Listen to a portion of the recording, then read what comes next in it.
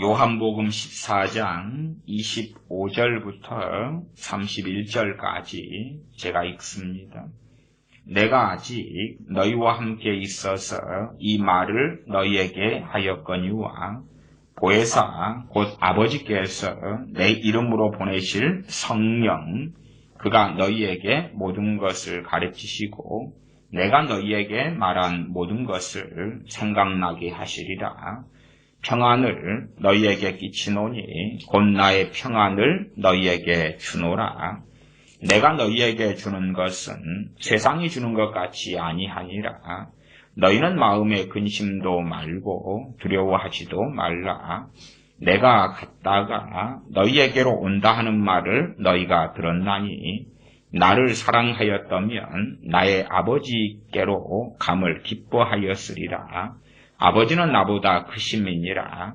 이제 일이 이루기 전에 너희에게 말하는 것은 일이 이룰 때에 너희로 믿게 하려 함이라.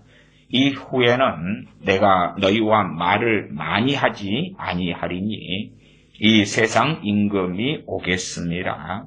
그러나 저는 내게 관계할 것이 없으니 오직 내가 아버지를 사랑하는 것과 아버지의 명하신 대로 행하는 것을 세상으로 알게 하려 함이로라. 일어나라 여기를 떠나자 하시니라. 아멘. 오늘의 말씀은 요한복음 14장 27절을 제가 읽고 시작합니다. 평안을 너희에게 끼치노니 곧 나의 평안을 너희에게 주노라. 내가 너희에게 주는 것은 세상이 주는 것 같이 아니하니라. 너희는 마음의 근심도 말고 두려워하지도 말라. 주님께서 너희에게 평안을 끼친다, 평안을 준다라고 말씀하십니다. 그런데 이 평안은 세상이 주는 평안과 같지 않다. 우리는 세상이 주는 평안도 누리고 또한 주님께로부터 오는 평안도 누리게 됩니다. 세상이 주는 평안을 누리는 사람 가운데 우리 특별히 그리스도인들 속에서 주님이 주시는 평안을 못 누리는 사람도 있고 누리는 사람도 있습니다. 반대로 주님께서 주시는 평안은 누리는데 세상이 주는 평안은 못 누리는 사람도 있습니다.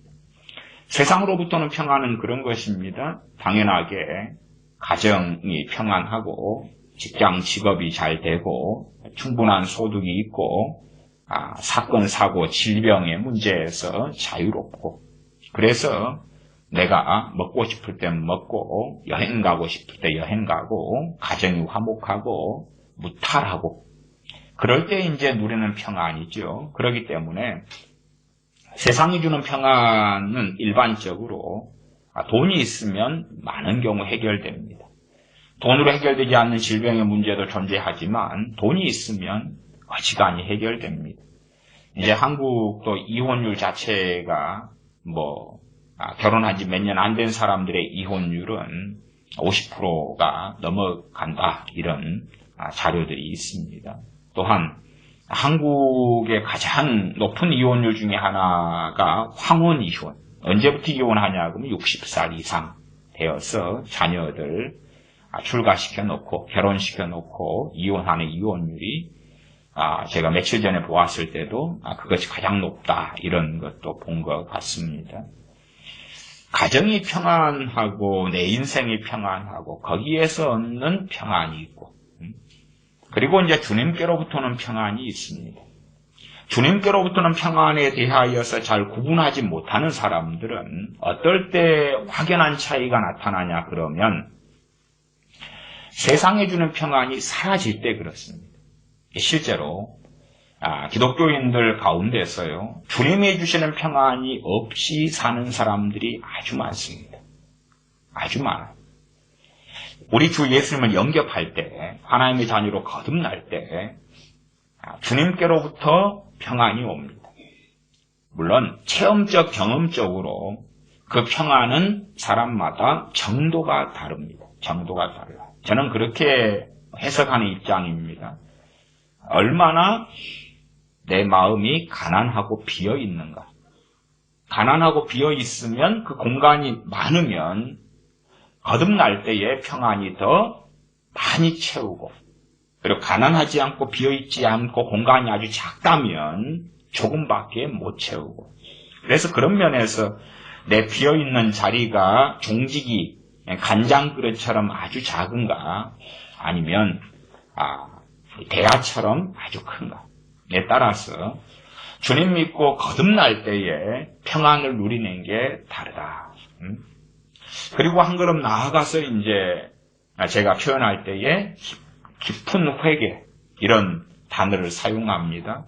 깊은 회개가 일어날 때에 이 더러운 것이 씻겨져 나가고, 그 다음에 심령이 더 가난케 되고 더 비지요. 그래서 깊은 회개 일어난 다음에는 많은 주님께서 평안을 부어주실 자리가 생기죠.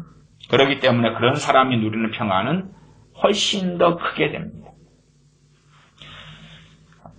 자리가 아주 조금밖에 없는 사람, 그런 사람이 누리는 평안은 작지요. 작아요. 그래서 그런 평안은 쉽게 사라지고 없어지고 무너집니다. 어떤 사람들은 이 운명론적으로 생각하는 사람이 있어요. 주님께서 내가 너희에게 평안을 주노라. 그러니까 그 평안은 내가 받았잖아. 죽을 때까지 갈 거야. 특별히 이제 주님을 영접하고 거듭날 때 하고 그때에 주로 믿는 사람들이 평안을 경험합니다. 두 번째, 확연하게 경험하는 때는 또한 언제냐 그러면 성령 충만을 받을 때입니다. 회개가 터지고 성령 충만을 받을 때는 주님을 영접하고 거듭날 때 받는 것보다 훨씬 더 확연하고 명확하고 놀랍고 큰 평안을 경험합니다. 그래서 그 큰 평안을 경험할 때는 천국을 누리기도 하고, 정말로 먹을 것 없고 가질 것 없고 가난하고 세상에서 소망이 없는 사람인데 너무나 평안하구나. 그래서 그 평안이 기쁨의 형식으로 나타나기도 하고 그 평안이 눈물로 나타나기도 합니다. 물론 이 세대의 많은 기독교인들 가운데서는 이제 회개가 터지고 성령 충만을 받는 일들이 희소해져 가고 적어져 가기 때문에 많은 사람들이 누리는 평안 정도다 그러면 주님 영접하고 믿을 때, 그러나 세상 것으로 채워져 있는 사람이 주님을 영접할 때에 아주 웃기는 일이 벌어집니다. 웃기는 일이라는 것은 평안이 왔는지 안 왔는지 별로 모르는 웃기는 일이 벌어집니다. 꼭 롯데마트 이마트에 가면 음식을 팔기 전에 시식 코너가 있지요. 그것보다 못한 일이 벌어져요. 새로운 신상 라면이 나왔습니다. 종이컵 조그마한 것을 주잖아요. 작은 것을 줘가지고, 이거 포크나 스푼으로 이거 조금 잡숴보세요. 그러면 그거 조그만 걸 먹으면 먹었다는 감은 있잖아요. 그런데 그것보다 못한 일이 벌어져요. 주님을 영접하고 믿었는데 그 평안은 너무나 미미하고 별 볼 일 없는 거죠. 그래서 하나님의 살아계심을 주로 우리가 열매나 현상적으로 누리는 대표적인 것이 평안이에요. 평안. 네, 그 평안이 별로 긴가민가 그 정도 되면 사실은 이제 우리가 쉽게 판단할 몫이 아닙니다만 저 사람이 거듭났는가 거듭나지 않았는가, 주님을 영접했는가, 영접하지 않았는가까지 의심하게 됩니다. 그 정도의 상황이 되는 거예요. 그 정도의 상황. 그래서 첫째 우리 그리스도인들의 대표적인 특징은 뭐냐 그러면 평안입니다. 평안이고, 이 평안을 통해서 세상이 주는 평안 말고요. 세상이 주는 평안이 무너져 보면 남는 것이 주님께로부터 온 평안이 남아요. 그래서 많은 사람들은 착각도 합니다. 세상이 주는 평안을 주님께서 주시는 평안으로 착각해요. 특별히 이제 돈이 있고, 여유가 있고, 그리고 특별한 어떤 사건, 사고, 문제가 없는 사람들은 세상의 평안을 가지고 있어요. 세상 사람들도 많은 사람들이 평안 가운데 죽습니다. 또 행복하게도 죽습니다. 세상 사람들의 임종도 간혹 묵도하게 되는데 큰 문제 없이 죽어요. 죽은 다음에 무슨 일이 벌어질까 염려하지 않아요. 왜냐하면 자기의 삶의 경험으로 자기는 성공했고 여유가 있고 돈이 있고 잘 나갔고 지금을 현재를 즐기고 있고 죽은 다음이 내게 무슨 상관이냐. 과거에 공자가 그랬지요. 선생님, 죽은 다음에는 어떤 일이 있습니까? 내가 사는 세상도 모르는데 죽은 다음을 내가 어찌 알겠냐. 그래놓고 이제 제사 같은 웃기는 것을 한 그런 사람이기도 합니다. 그래서 한국 같은 경우는 특별히 그 깊은 공자, 유교 사상이 깊이 있게 들어가 있습니다. 사람들이 발견하지 못하고 인식하지 못하는 이 공자의 이 악한 것들이 굉장히 많이 들어가 있어서 과거에 나온 책 가운데도 공자가 죽어야 나라가 산다. 그런 책 참 감명 깊고 가치가 있는 그런 책이 발간되기도 했습니다. 어쨌든 간에 많은 세상의 평안을 누리는 사람들이 죽을 때 담대하게 죽기도 합니다. 하나님 관심 없어. 사후세계 관심 없어. 죽은 다음에 천국이나 지옥이 무슨 상관이야. 왜냐하면 나는 지금 평안하니까. 지금 평안하니까. 그래서 영적으로 깨어있지 않은 사람들은 이 두 개의 평안을 구분하지 못합니다. 왜냐하면 평안을 누리는 존재가 나잖아요. 나라는 존재, 나라는 감성, 나라는 사람의 지각이기 때문에 영적으로 깨어있지 않은 사람은 주님으로부터 평안인지 세상으로부터 평안인지에 대한 구분점이 없어요.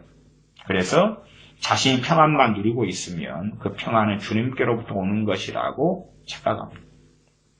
제가 평안을 가지고 말씀드리는 것은 오늘은 이 영적 눌림은 마귀의 공격을 통해서 눌림을 당하고 그리스도인이지만 비참하게 살아가는 그런 것에 대하여서 다루면서 내가 영적으로 눌림당한 사람, 귀신의 공격 속에 들어가고 말하자면 영적으로 내가 쓰레기장에 살고 있는 사람, 그런 사람이 내가 그런 사람인가 아닌가 알기 위해서 대표적인 특징이 평안이기 때문에 그렇습니다. 누가 주는 평안이요? 주님께서 주시는 평안. 그것으로 내가 지금 주님과 함께 살기보다 단지 신앙생활은 하고 있는데 실상은 마귀의 통제, 마귀의 역사, 마귀의 지배, 마귀의 이끌림, 또 마귀가 더러운 귀신들이 나를 억압하고 학대하고 공격하고 그 속에서 살아가느냐 그렇지 않느냐.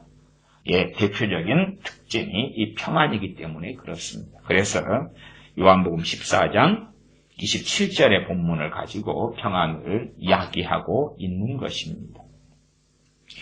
자, 주님을 영접하고 거듭났습니다. 거듭났어요. 그러면 평안이 와요. 평안. 사람마다 정도가 다르다 그랬어요. 우리 자녀들도 어느 때에 어릴 때부터 신앙생활을 시키고 예배당에 데리고 나가고 예배 드리게 하고 그렇게 하지만 이제 그 아이가 주님을 아이마다 영접할 때가 있단 말이에요. 거듭날 때가 있단 말이에요. 근데 그 아이가 세속화가 많이 일어났고 그 다음에 주님을 영접하고 거듭났을 때에 그 아이가 누리는 평안은 아주 미미합니다. 극단적으로는 오늘 그 평안을 받은 다음에 내일 사라져버려요. 그래서 그냥 하나의 어떤 쾌감처럼 느껴질 수도 있어요. 와, 오늘 재밌는 드라마와 영화를 보았네. 너무 감동적이었어. 내일 되면 흐릿해지잖아요. 모레 되면 더 흐릿해지죠. 심지어 그런 상황도 아주 많이 생겨요. 그래서 우리의 자녀들 가운데 많은 자녀들은 쉽게 종교인으로 바로 변해버려요. 왜냐하면 그러한 영적 체험이라는 것은 그건 살짝 그냥 신비주의처럼 지나가는 것인데 그렇게 되고 말이지. 그러나 이제 심령이 가난한 아이들, 말하자면 마땅히 행할 길을 가르쳐라. 행할 길이 율법이죠. 율법인데 어떻게 사람이 살고 어떻게 하나님을 기쁘시게 하고 어떻게 하나님을 경외할까, 그것이 삶의 가치관, 양심, 기준, 모토가 되고 그런 가운데 자기를 비추어 볼 때에 하나님과 너무 등지고 거리가 멀다는 것을 알죠. 그만큼 이제 주님의 복음이 율법을 통해서 준비가 된 다음에 복음이 들려올 때에 구원하신 그 은혜에 감격하고 감사하죠. 그러나 복음 아닌 복음의 모조품들이 너무 많습니다. 그것으로 우리 자녀나 사람들을 이렇게 더럽고 악하고 완악한 양심으로 만들어버리면 그때부터는 아주 답이 없는 상태가 되고야 맙니다. 무슨 말인고 하니 율법을 통해서 우리가 얼마나 완악하고 죄인이며 타락했으며 하나님과 멀며 하나님의 은혜 받을 자격이 없으며 우리가 얼마나 하나님의 진노 아래 놓여있는 죄인들인가 하는 것을 깨달아야 되는데 그거보다는 얼마나 너는 귀엽고 너는 얼마나 이쁘고 너는 얼마나 사랑스럽고 너는 얼마나 선하고 너는 얼마나 착하고 너는 얼마나 어째고 저는 이 자녀들의 문제를 가지고 제게 도움을 구하고 나오는 많은 분들을 만나고 경험해 왔습니다. 그런데 그런 분들 가운데서 한 절반 이상의 분들의 입에서 나오는 공통점 중에 하나가 뭐냐 그러면 참 내 자녀는 이런 것만 문제가 되고요. 이런 것 아니면 참 착하거든요. 그러는 거예요. 참 착하거든요. 그래서 아니 그렇게 착하면 저한테 도와달라고 데려오실 필요가 없어요. 아니 근데 이것만 문제가 되거든요. 이것만. 그러면 당신의 자녀가 당신께서 말씀 안 대로 그렇게 착하면 내 도움이 아니라 하나님이 도와주셨을 거라. 또한 도와주실 거니까 염려 없이 가시라고. 그러면 주로 이제 엄마들인데, 내 자녀 게임 중독이에요. 내 자녀 맨날 친구들과 어울리고 세상 방탄소년단 콘서트에 쫓아가고 미쳐서 날뛰고 그러나 착해요. 그러면 착하다는 그 엄마들이나 부모들이 자녀를 양육하고 가정생활하고 함께 살면서 그것이 밑에 바탕이기 때문에 계속 뭘 전달한 것입니까? 너는 선하고 착해 전달해. 선하고 착해. 대신에 이것만 좀 안 하면, 이것만 좀 다스리고 절제하면, 이것만 좀 조절하면. 그런 식의 양육과 그런 식의 이 말도 안 되는 것을 배워온 상태에서 대신에 너 선하고 착해. 그러면 자녀는 기분 좋겠지요. 엄마나 아빠를 좋아해 주겠지요. 자기 인정해 주니까. 그러나 복음이 들려올 때에 복음에 정상적으로 반응할 수 있느냐? 그렇게 안 되죠. 그렇게 안 돼요. 희한한 일이 벌어지죠. 왜? 정로가 아니에요. 네? 집에 들어가서 도둑놈처럼 담장 넘어가는 건데 정로가 아니에요. 담장에 그냥 철조망이 쳐져 있고 전기가 쳐져 있고 올라가서 참새구이가 되는 거지. 전기가 찌릿찌릿하니 철조망에 걸려가지고 살갗이 찢기고 당연하게 경찰에 신고해서 경찰이 잡아가야 되지. 도둑놈인데 강도인지도 모르는데 문을 통해서 정로 열쇠를 따고 비밀번호를 누르고 아니면 열려진 내가 소속된 집에 가족 구성원으로서 정로로 들어가는 게 아니다 그 말이에요. 그래서 이 잘못된 그리고 세속화된 교육의 양상은 정말로 많습니다. 눈이 가리워지고 귀가 가리워지고 그렇게 되고야 말이지. 어쨌든 사람마다 이제 복음을 듣고 그 다음에 결론적으로 주님을 영접하고 거듭났다 그럴 때에 양상이 천인천색 만인만색 그냥 다 똑같지 않아요. 다 똑같지 않기 때문에 그 중에 평안을 이야기한다면 정도의 차이가 극과 극처럼 달라집니다. 그래서 주님께서 심령이 가난한 자는 복이 있나니 천국이 저희 것이다 말씀하신 것이. 천국이 그 심령이 가난한 자들의 것이다 말씀하시는 것이. 그래서 얼마나 이 심령이 가난게 되었느냐. 그리고 그런 상태에도 사람마다 정도가 다를 거라 그 말이에요. 달라. 주님을 영접할 때 이제 심령이 많이 가난한 사람들은 평안이 더 놀랍고 깊게 임해요. 놀랍고 깊이. 심령이 가난하다는 이야기는 우리의 죄의 정도와 유무를 이야기하는 게 아닙니다. 그것하고 아주 달라요. 무슨 말인고 아니. 주님 때에 창기들, 죄인들, 세리들이 많았어요. 그들은 삶 자체가 죄에서 시작해서 죄로 끝나는 사람들이 온갖 죄로 가득해. 창기라면 얼마나 많은 남자들과 잠자리를 했겠냐 그 말이에요. 하루 저녁도 한 명 이상씩. 이번에 제가 유튜브에서 무엇을 봤냐 그러면 한 유튜버가 그 모텔이나 여관들을 다니면서 몰래 촬영을 한 거예요.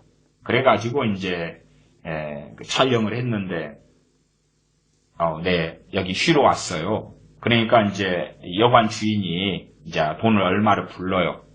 그러면 아가씨하고 놀려면 얼마. 그러니까 이제 이 유튜버가 그런 쪽 익숙하지 않은 모양이에요. 그래서 자꾸 물어보는 거예요. 자꾸 물어봐. 그러니까 아가씨하고 짧은 타임으로 하려면 함께 놀려면 뭐 얼마? 2만 원인가? 되게 싸더라고요. 2만 원인가? 그러고 그 다음에 아가씨 그 한 명하고 하루 저녁 내내 이제 자는 거예요. 내내 자면은 4만 원인가? 그러니까 야 그런 서울 어디 모양이에요? 근데 야 그러면은 뭐 이 이제 그런 몸을 파는 이런 여성분이죠. 근데 사실은 깊이 들어가면 뭐 누가 자의로 그러겠어요. 빚에 매여서 어쩔 수 없이 그런 삶의 길을 들어가고 만 것이지요. 근데 하루 저녁 그 남자하고 내내 시간 보낼 때 4만 원인가 5만 원인가 그렇단 말이에요. 물론 고급 뭐 거기는 다르겠지만 그 이제 인생 막장의 어떤 여관들을 좀 어떤 유튜버가 다닌 거예요. 어쨌든 그런 어떤 창기의 삶을 산다. 그럴 때에 얼마나 많은 남자들, 얼마나 많은 사람들과 함께 잠자리를 하고 죄를 지었겠냐 그 말이지. 근데 그런 사람이 주님을 믿고 영접했을 때에 놀랍게 심령이 가난한 사람들이 많았더라 그 말이지. 야 깨끗하고 고결하고 때마다 금식하고 때마다 구제하고 때마다 박하와 채양의 11조까지 바치고 했던 바리새인들은 그렇게 되지 못하였다. 그래서 너희들보다 더 창기와 세리들이 하나님 나라에 먼저 들어간다 라고 주님께서 말씀하시기도 하죠. 그들은 창기와 세리다 그러면 특별히 이제 뭐 세리들은 돈을 많이 버니까 세상의 평안의 일부를 가지고 있을 거고, 그러나 그들이 하나님을 갈구하고 하나님을 찾는 그러한 하나님의 백성으로 선민의 삶을 살기를 원하는 세리라면 진통을 겪겠지. 일부의 돈으로 인한 세상의 평안, 그 다음에 평안이 없는 그런 삶. 세리 이제 창기 같으면 세상의 평안은 다 없겠죠. 왜? 뭐 창기해서 매여서 잡혀있는 삶을 살고 그러는데 무슨 평안이 있겠어? 도덕적으로도 윤리적으로도 경제적으로도 그 평안이 없어요. 그러니 그런 이들이 주님을 영접하고 거듭나서 확연한 주님 주시는 평안을 누린다 그 말이에요. 확연한 주님의 주시는 평안을 누리고 그 속에 살아가요. 세상의 평안을 추구하고 찾고 그렇지 않고 뭐 세상의 평안이 있으면 좋죠. 뭐 그걸 왜 말리겠습니까? 그러나 그리스도인들은 세상의 평안과 주님 주신 평안 자체를 명확하게 구분하고 구별하고 있어야 됩니다. 왜냐하면 주님 주신 평안이 약해지고 적어지면 나는 병들어가는 것이고 영적으로 병들어가는 것이고 주님과 거리가 멀어져 가고 있는 것이기 때문에 그렇죠. 그 다음에 주님 주신 평안이 강해져 가는 것을 무엇이라고 말씀드리냐 그러면 주님과 동행한다고 이야기하는 거예요. 주님과 동행한다. 뭐 예수전도단 또 뭐 어디 인터코 뭐 어디 신사도 애들 하나님의 음성 듣는다 그러는데 그런 사람들을 이렇게 쭉 파고 들어가면 제가 관찰하고 보고 대화하고 파고 들어간 사람들의 대다수가요 주님 주신 평안이 없어요.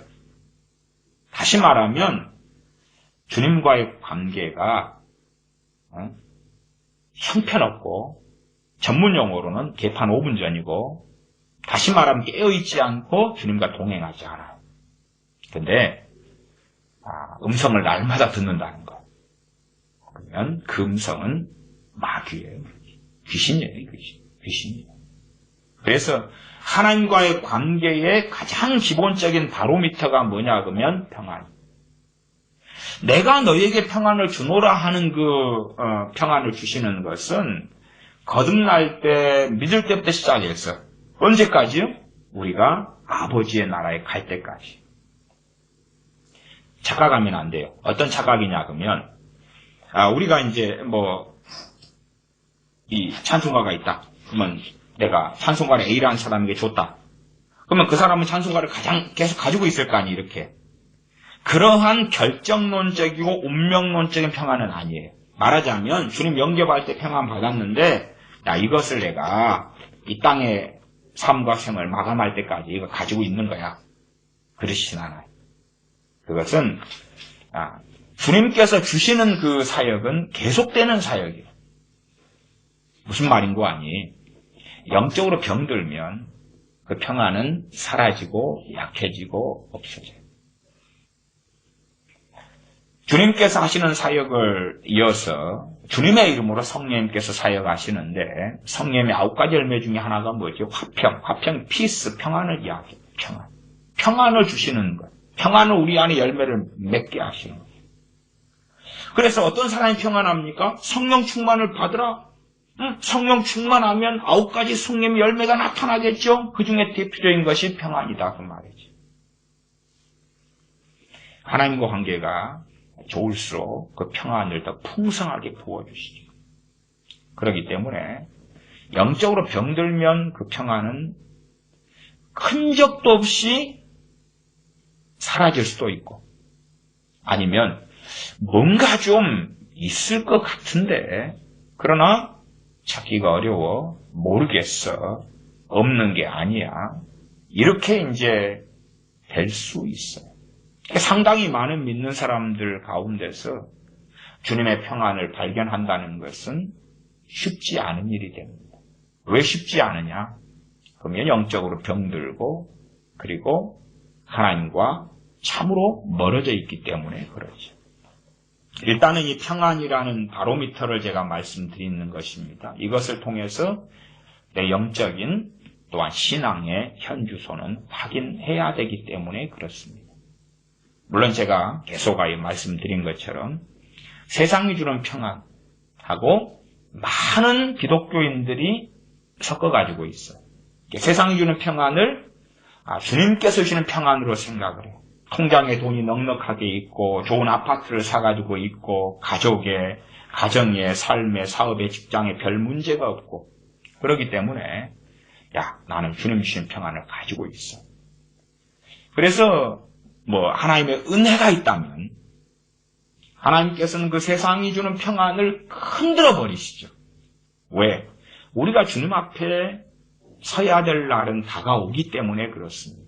주님의 재림의 날도 다가오고 하루 저녁 자면 주님의 재림은 하루가 가까워져 있고 올해 1년이 지났으면 주님의 재림이 언제일지 몰라도 1년은 가까워져 있고 나아가서 우리의 인생의 끝은 확연하게 눈에 보일 정도로 가까워져 있기 때문에 그렇습니다. 점점 주님께서 주님의 재림을 모든 사람이 구원받기 원하셔서 오랫동안 지연하신다 할지라도 그럼에도 우리의 인생이란 70, 80이기 때문에 70, 80 평균 연령을 이야기하는 것이죠. 평균 연령. 누구는 10살에 죽고 그러면 누구는 또 100살에도 죽고 이렇게 평균 연령 70, 80. 그래서 우리의 인생이 마감할 때 가까워져 오는데 하나님께서 긍휼히 여기시는 사람이라면 하나님 관계가 심각하게 훼손되어 있고 문제가 있다는 것을 보여주시려면 세상의 평안을 흔드시고 세상의 평안을 제거하시는 방법을 쓰실 수 있다는 거죠. 그러면 남는 것은 하나님과의 나와의 관계거든. 내가 정말로 그 관계가 올바르고 좋으면 평안을 가지고 있고요. 그 평안, 세상이 빼앗아갈 수 없는 평안, 권력자도 빼앗아갈 수 없는 평안, 도둑놈도 빼앗아갈 수 없는 평안, 강도도 강탈할 수 없는 평안. 그러나 그 평안을 가지고 있지 않는 사람이 많고, 그 평안이 없는 사람은 이제 사실은 주님을 배울 준비가 안 되어 있는 것이죠. 그 준비를 갖추라고 세상의 평안을 흔들어 버리고 뽑아내 버리시는, 제가 앞에 은혜라고 말씀드렸습니다. 은혜와 자비를 행하실 수 있다고 말해요. 많은 기독교인들은 이 세상의 평안으로 만족해요. 그래서 어떻게 하면 기독교인들만이 아니라 세상 사람들도 이 세상의 평안을 얻을까를 고민합니다. 한국도 실제로는 우울증에 걸린 사람들이 이제는 30%는 가뿐하게 넘습니다. 심지어 어떤 사람의 조사는 50% 육박한다, 이런 이야기까지 나올 정도로 우울증이 많습니다. 그리고 언론에 많이 방송되지 않습니다만 한국에서 자살하는 사람들이 기하급수적으로 지금 늘어가고 있습니다. 경제적 문제, 자영업의 폐업, 또 실직, 질병, 의료가 아무리 좋아져도 그러나 질병으로 죽는 사람들은 그 못지않게 많아지고 있습니다. 끊임없이 작은 것도 견디지 못하는 자살들이 이어져 오고 있고, 학생의 자살, 청년들의 자살, 그리고 요즘에는 40, 50대, 또 60대 자살도 아주 많이 이어져 오고 있습니다. 우리가 연예인들 이렇게 자살들 보시면은 얼마나 최근에도 연예인들이 꽤 많이 자살이 왔는지 압니다. 일반인들은 말할 수 없이 정말 많습니다. 왜 그러냐 그러면 평안이 없기 때문에 그렇지. 근데 정말 탄식할 만한 것은 그 자살하는 사람들 가운데 상당한 비율이 기독교인들입니다. 기독교인들. 인구 비율로 하면 5명 중에 1명이 기독교인이 나오는데 그 못지않게나 심지어는 그 비율보다 조금 더 나오기도 합니다. 10명이 자살해 죽었다 그러면 그 중에 기독교인이 한 2명. 그러면 이제 보통 비율인데 그렇게 나오면 큰일이죠. 근데 3명이 되기도 한다고 말이에요.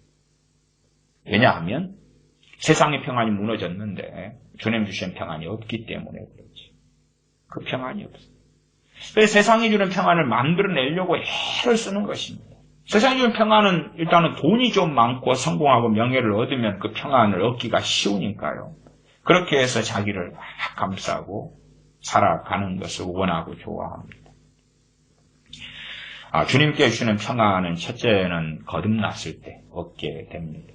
거듭났을 때 얻게 되고, 그때 제가 심령이 얼마나 가난한가에 따라서 그 평안을 누리고 얻는 정도가 다르다. 그 다음에 이제 심령이 가난케 되는 또한 가난케 되고 하나님의 거듭난 자녀면 가난케 될수록 채우시는데 그 대표적인 것이 내가 너에게 평안을 주노라 하는 그 평안으로 채우시는 것이죠. 그래서 심령이 가난케 되는 것을 구약으로 한다면 너희 묵은 땅을 기경하라. 그거죠. 갈아엎는 거죠. 잡초가 있는 땅을 갈아엎고 그럴 때에 평안이 이제 주어지고 임하는 것입니다. 회개가 깊은 회개가 일어나고 성령 충만을 받는 사람들은 아주 놀라운 평안을 체험하죠. 그래서 그 평안을 체험한 다음에는 사실은 금과 은, 금과 동 아니면 수표와 동전의 차이처럼 세상이 주는 평안이 별 가치가 없다는 것을 인식합니다. 세상이 주는 평안을 통해서 나는 만족하고 살았는데 주님께서 주시는 평안을 경험하니까 세상이 주는 평안은 이건 별론데 나는 세상이 주는 평안이 전부인 줄 알고 살았는데 주님께서 주시는 놀라운 평안을 깊은 회개가 일어나고 성령 충만을 받은 다음에 주님 주시는 평안을 누리고 보니까 세상이 주는 평안에 내가 왜 어리석게 이렇게 연연하고 살았는가 하는 탄식까지 하게 됩니다. 그런 사람은 끝까지 깨어있다가 주님을 배우기 쉬울 수 있습니다.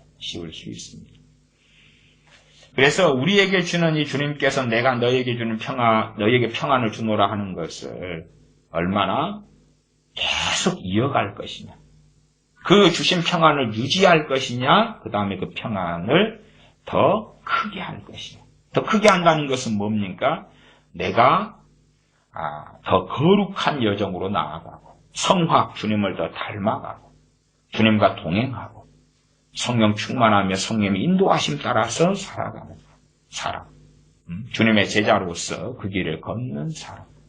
그런 사람들이 세상이 주는 평안이 아니라 주님의 주시는 평안으로 만족하고 그 속에 안식을 누리죠. 사도행전에 얼마나 많은 주님의 사람들이 복음을 전하면 핍박을 받습니다. 핍박을 받으면 세상이 주는 평안은 없는 거죠. 평안이 아니라 세상에서 환난과 핍박이 닥치는 거예요. 그럼 그것을 왜 이기고 승리하느냐? 주님 주시는 놀라운 평안이 있기 때문에 그렇습니다. 믿는 사람들 가운데서요, 저한테 단식하며 하소연하는 분들도 꽤 많습니다. 왜냐하면 핍박을 받으니까 뭐가 사라집니까? 세상의 평안이 사라지잖아요. 세상의 평안이 사라지면 주님 주신 평안이 남아있으면 좋은데 그것도 없거든요. 그러니까 탄식하는 거죠. 하나님은 어디 계십니까? 내가 주님을 위하여 핍박과 고난을 당하였는데 주님께서는 왜 나를 돌아보지 않습니까? 왜? 핍박을 당하니까. 대인관계가 좋을 때 누리는 평안이 있지요? 우리가 부부도 그렇지 않습니까? 부부관계가 좋을 때 누리는 평안이 있잖아. 부부관계가 좋을 때 평안하다가 부부관계가 안 좋으면 이제 님이라는 글자에 점 하나 찍으면 남이 되지요. 그런 것처럼 안 좋을 때 그 누린 평안이 사라지고 자녀들이 엄마 아빠 그리고 막 자녀들하고 행복하게 지낼 때 누린 평안이 있다가 자녀들이 이상하게 변하고 세상을 향해서 떠나고 자녀들을 통해서 누린 평안도 사라지고 돈이나 재산이 있다가 그것이 사라지고 건강이 있다가 사라지고 건강하면 그래도 아이고 내가 뭐든지 할 수 있지. 또 내가 건강하고. 근데 젊음의 시간이 지나고 노인이 되고 그러면 그런 자신감도 사라지고 거기에서 온 평안들은 하나씩 다 무너진단 말이에요. 남는 것 정말 주님으로부터는 평안이 남아있느냐는 것입니다. 근데 그것이 없는 기독교인들이 너무 많다. 그러면 당연하게 주님과의 관계가 너무 안 좋다. 논리적으로 알 수밖에 없는 것은 귀신의 공격 속에서 살아간다. 그것을 제가 영적 눌림이라 했습니다. 아마 제 설교 가운데도 작년 언젠가 했던 작년이니까 뭐 그렇게 오래되지 않은 최근이 되겠네요. 작년에 했던 설교 가운데 부르짖는 기도로 영적 눌림에서 자유하라 뭐 그러던가요? 그런 비슷한 제목으로 설교를 했던 기억이 있습니다. 그래서 영적 눌림에서 자유케 된다. 영적 눌림은 귀신의 공격 속에 있고 귀신의 역사 속에 있는 것입니다. 그러니까 귀신의 공격과 역사는 대표적인 귀신의 역사의 특징은 뭐냐면 내가 하나님께 나아가는 것을 가로막습니다. 내가 하나님께 가는 걸 막는 거지. 나는 귀신의 영역 속에 들어가 있는 거다 그 말. 우리가 뭐 겨울이다 그러면 겨울이 춥다고 합시다. 그러면은 집 안에 있으면은 또 난방을 하고 그러면 따뜻할 거 아니에요. 근데 추운 겨울에 밖에 있으면 그대로 고통스럽죠. 집 안에 난방된 집 안에 들어오면 따뜻하죠. 그런 것 같은 차이를 느끼고 합니다. 귀신의 공격과 역사 속에 살아가면 그리고 어떨 때는요 귀신에게 많은 눌림을 당하는 사람들은요 내가 별로 기도도 하지 않고 하나님을 찾지도 않고 그럴 때는 귀신이 놔두기도 합니다. 말하자면 세상의 평안을 유지를 시켜주는 거예요. 그런데 하나님께 나가려 하면 기도하려 하면 하나님을 찾으려 하면 귀신이 발작을 합니다. 공격을 하고 역사를 하고 그래서 세상의 평안이 사라지는 거예요. 뭐 저한테 상담하거나 이야기하거나 했던 분들 가운데도 그런 분들이 꽤 됩니다. 목사님, 왜 제가 작심해서 기도하고 하나님을 찾으려 그러면 이 남편이 사고를 칠까요? 왜 시어머니가 그 난리를 피울까요? 왜 자녀들이 이상하게 될까요? 왜 교통사고가 날까요? 왜 그냥 일 문제, 직장 문제, 사업 문제 난리가 날까요? 그럼 내가 기도도 않고 하나님을 찾지도 않고 평안해요. 직장도 평안하고 남편이나 아내나 애들도 별로 사고 안 치고 시비 안 걸고. 우리 인생사에서 고통 중에 가장 극심한 고통 중에 하나에 속하는 것은 대인관계 때문에 겪는 고통 아닙니까? 뭐 육체적인 고통, 굶주림의 고통도 말할 수 없이 심각합니다. 적당할 때는 다 괜찮은데 대인관계를 통하여 고통을 엄청나게 받으면 정말 죽을 것 같은 그 고통을 겪게 되기도 합니다. 근데 그런 일이 벌어진다고 말이에요. 하나님을 찾으려 그러면, 구하려 그러면 평안하던 이 환경이 난장판이 벌어지는 거예요. 누가 역사하는 거예요? 마귀가 역사하는 거죠. 귀신이 역사하는 거죠. 왜 역사하냐 그러면 그런 경우에 평상시에 귀신의 역사 속에 들어가 있기 때문에 그렇습니다. 귀신의 영토와 영역 속에 그 사람은 살고 있기 때문에 그래요. 하나님과 동행하는 삶이 아니기 때문에 그래요. 아니니까. 하나님과 함께하는 사람이고 은혜 속에 들어있는 사람이라면 기도하려고 엎드리고 발버둥 치면 은혜가 임하고 성령의 역사가 있고 평안이 임하고 말씀을 깨닫고 회개가 일어나고 그래요. 그러나 마귀 역사 속에 있는 사람은 안 그래요. 그래서 뭐 예를 들어서 우리가 기도한다 그러면은 참 기도가 얼마나 힘들고 어려운 것입니까? 그래서 제 유튜브 설교 가운데서도 다른 주제의 설교들보다는 기도에 대한 설교에 대한 관심이 훨씬 높습니다. 왜? 기도가 안 되니까 그러시겠죠. 그러면 대표적인 것 중에 하나가 기도인데 기도를 한다고 엎드리면 나의 영적, 나의 신앙 현주소가 드러나는 것이지. 기도한다고 엎드리면 기도 못하면, 기도 안 되면, 엎드렸는데 졸음만 오고 잠만 오고 정신이 해이해지면, 뭐 종교적인 사람들은요 기도의 어떤 것을 난 질보다 양보다 질이야, 양보다 질이야 그래가지고 뭐 한 1초, 1분, 30초, 막 2분 해놓고 나 했다 이러면 그런 사람들하고는 별로 저는 상종하고 싶은 마음 자체가 없습니다. 기도한다 그러면 뭐 30분 1시간은 기본으로 생각하셔야지. 30분 1시간. 그래서 그런 기준이에요. 율법주의를 이야기하는 게 아니에요. 기도한다 그러면은 그래도 뭐 생활하는 가운데 기도한다 그러면은 몰라도 설거지하면서 기도하는 것, 화장실에 앉아서 기도하는 것은 뭐 짧은 시간일지 몰라도 화장실에 앉아 기도하시는 분들 가운데 이제 변비 걸리신 분은 긴 시간을 기도하시고. 근데 제가 뭐 전문 용어인데 기도를 깊이 하다 보면 용변을 잘 안 되더라고요. 그러니까 그건 좀 조심하시고 그게 변비의 원인이 되실 수 있어요. 일반적으로 우리가 시간을 내어 기도한다 그러면 30분 1시간 그 이상 그 정도 기준을 잡으셔야 돼요. 그 정도 기준. 모세는 40일간 2번씩 하나님 앞에 머물러 있어요.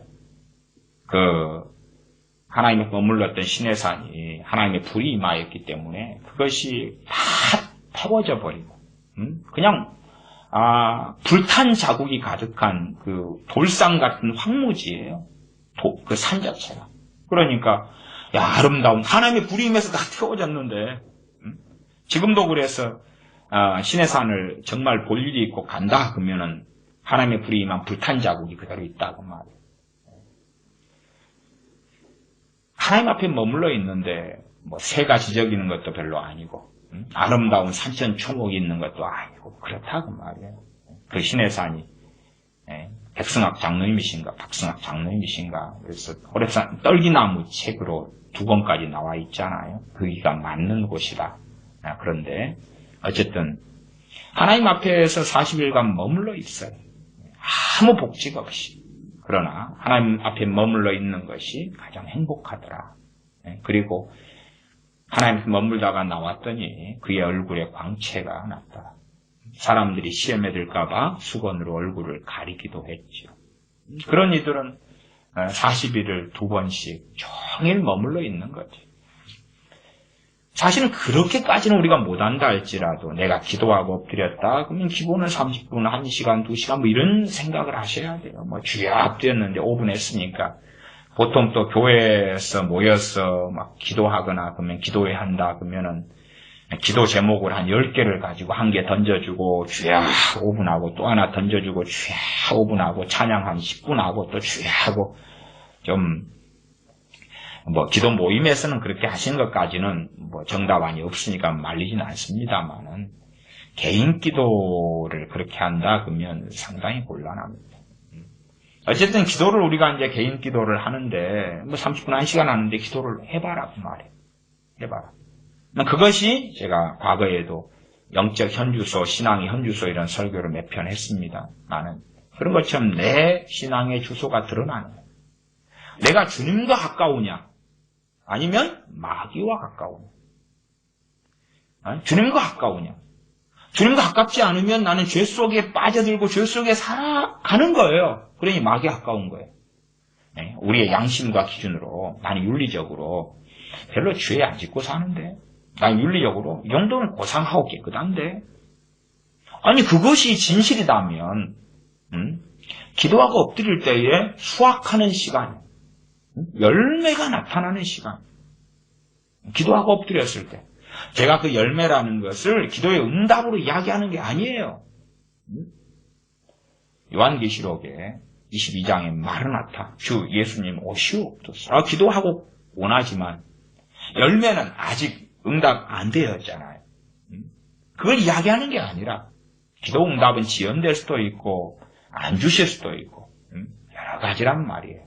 근데 그거 아니고 지금 기도할 때에 주님 주시는 평안이 있느냐. 기도할 때에 성령의 역사하심이 있느냐. 기도할 때에 최소한 기도가 술술술 잘 되느냐. 아니면 영적 눌림, 귀신의 공격이 있어서 홍알홍알해지고 잠이 오고 집중이 안 되고 시간이 너무 안 가고 자기 여행지에서 아니면 음식 맛있는 거 먹을 때는 시간이 잘 가는데 커피 마시고 앉아있을 때는 시간이 잘 가고 드라마 보고 영화 볼 때는 시간이 손살같이 3시간짜리 영화라도 너무 빨리 끝났다. 한 10시간 해버리지. 그런데 정말 하나님을 사랑하라. 주님을 사랑한다. 그런 사람들이 주님 앞에 아버지 하나님 앞에 머물러 있는데 기도가 안 된다. 그러면 당연히 그 사람은 하나님과 거리가 먼 사람이죠. 그렇게 멀면서 이제 막 음성 듣는다, 계시를 받는다, 하나님 말씀해 주시옵소서 그러면 당연히 그 사람은 귀신에 속아 넘어갑니다. 왜냐하면 귀신이 성령님처럼 주님처럼 가장하기 때문에 그래요. 제 아는 후배 중에서 하나가 지금 목사인데 이제 통합측 목사가 하나 있어요. 통합측 목사는 아주 많습니다만 어쨌든 그런데 그 친구가 전에 전도사 때 혼자 막 기도하다가 영을 받았어. 무슨 영을 받았어. 근데 그 영이 뭐라 그래요? 내가 성령이니라. 영을 받았어. 그때부터 막 애연을 하는 거예요. 애연을 해. 좋아서 막 내 인생 이제 피었다. 그 친구가 신학 대학원 다닐 때 전도사 때인데 하나님께서 나를 이제 크게 쓰신다. 그리고 이제 막 애연하고 다니고 근데 그 친구 어머니가 권사님이시고 또 교회 전도사님이시고 그런 양반이 있었는데 얼마나 자기 아들을 볼 때에 비전이 생기는 거예요. 내 아들 놀라운 은사가 임하고 애언이 임하고 막 그냥 주님이 임하시고 자랑을 하고 다니는데 결국은 귀신이었죠. 그래서 우리 원장님이 귀신 쫓아냈어요. 쫓아낼 때 귀신이 뭐라 그럽니까? 나는 성령이니라 그렇다가 이제 결국은 이제 쫓겨났죠. 알고 보니까 귀신 여러 놈이 들어가 있었어요. 여러 놈이 막 계시받는다, 임했다 그래가지고 하나님 원투쓰리, 하나님을 가장한 놈만 해도 3개, 성령님 원투, 예수님 원이든가 원투든가. 그러니까 이제 어머니 되는 권사님이나 그 전도사님만 얼마나 쪽팔리겠어요. 그 아들은 신학 대학원 다니고 그러니까 이제 한 20대 후반이나 되는데 귀신의 역사를 받아가지고 그래가지고 그 친구가 이름을 이야기하면 안 되지. 어쨌든 갑자기 이름이 생각이 나버리니까요. 네, 이야기하면 안 되지. 신상을 보호를 해야지. 근데 그래서 막 기쁨에 사로잡히는 거예요, 기쁨에. 기쁨에 사로잡히니까 성령인 것 같잖아요. 그리고 보니까 엄마도, 와, 얘가 달라졌어. 막 애언을 해. 놀라워. 하나님이 크게 쓸 거야. 아니, 평상시에 기도도 못하는 친구가 갑자기 한순간에 쇼부를 봐요? 웃기잖아요. 그리스도인들은 일확천금 한순간에 어떤 과정을 걷는 게 아니에요. 한 걸음 한 걸음 한 걸음 걷는 것. 성령 충만이 한순간 오는 것처럼 여겨져도 안 그래요. 그런 한순간에 오는 것 같은 것은 주로 누구에게 벌어지냐 그러면 심령이 가난한 불신자에게 벌어져요. 꼭 고넬료와 고넬료 권속들에게 벌어지는 것처럼 그때 벌어져요. 그때 벌어지고 보통 사람들한테는 그런 성령 충만을 받는 일들은 별로 없어요. 자, 이제 이 영적 눌림을 어떻게 처리해야 되느냐. 귀신의 역사 속에 내가 깊이 들어갔을 때에 이것을 어떻게 처리해야 되느냐 하는 것이죠. 그에 대해서 제가 설교를 많이 했습니다. 또 이 평안에 대해서도 제가 집회 설교 가운데 몇 편을 했던 적이 있고요. 어쨌든 영적 눌림에 대해서는 어떻게 처리하느냐. 그러면 이제 우리가 개인 나밖에 없다. 그러면은 정도만큼 대가와 값을 지불해야 됩니다. 내가 하나님과 멀어지고 귀신 역사 강한 것만큼 대가를 지불해야 됩니다.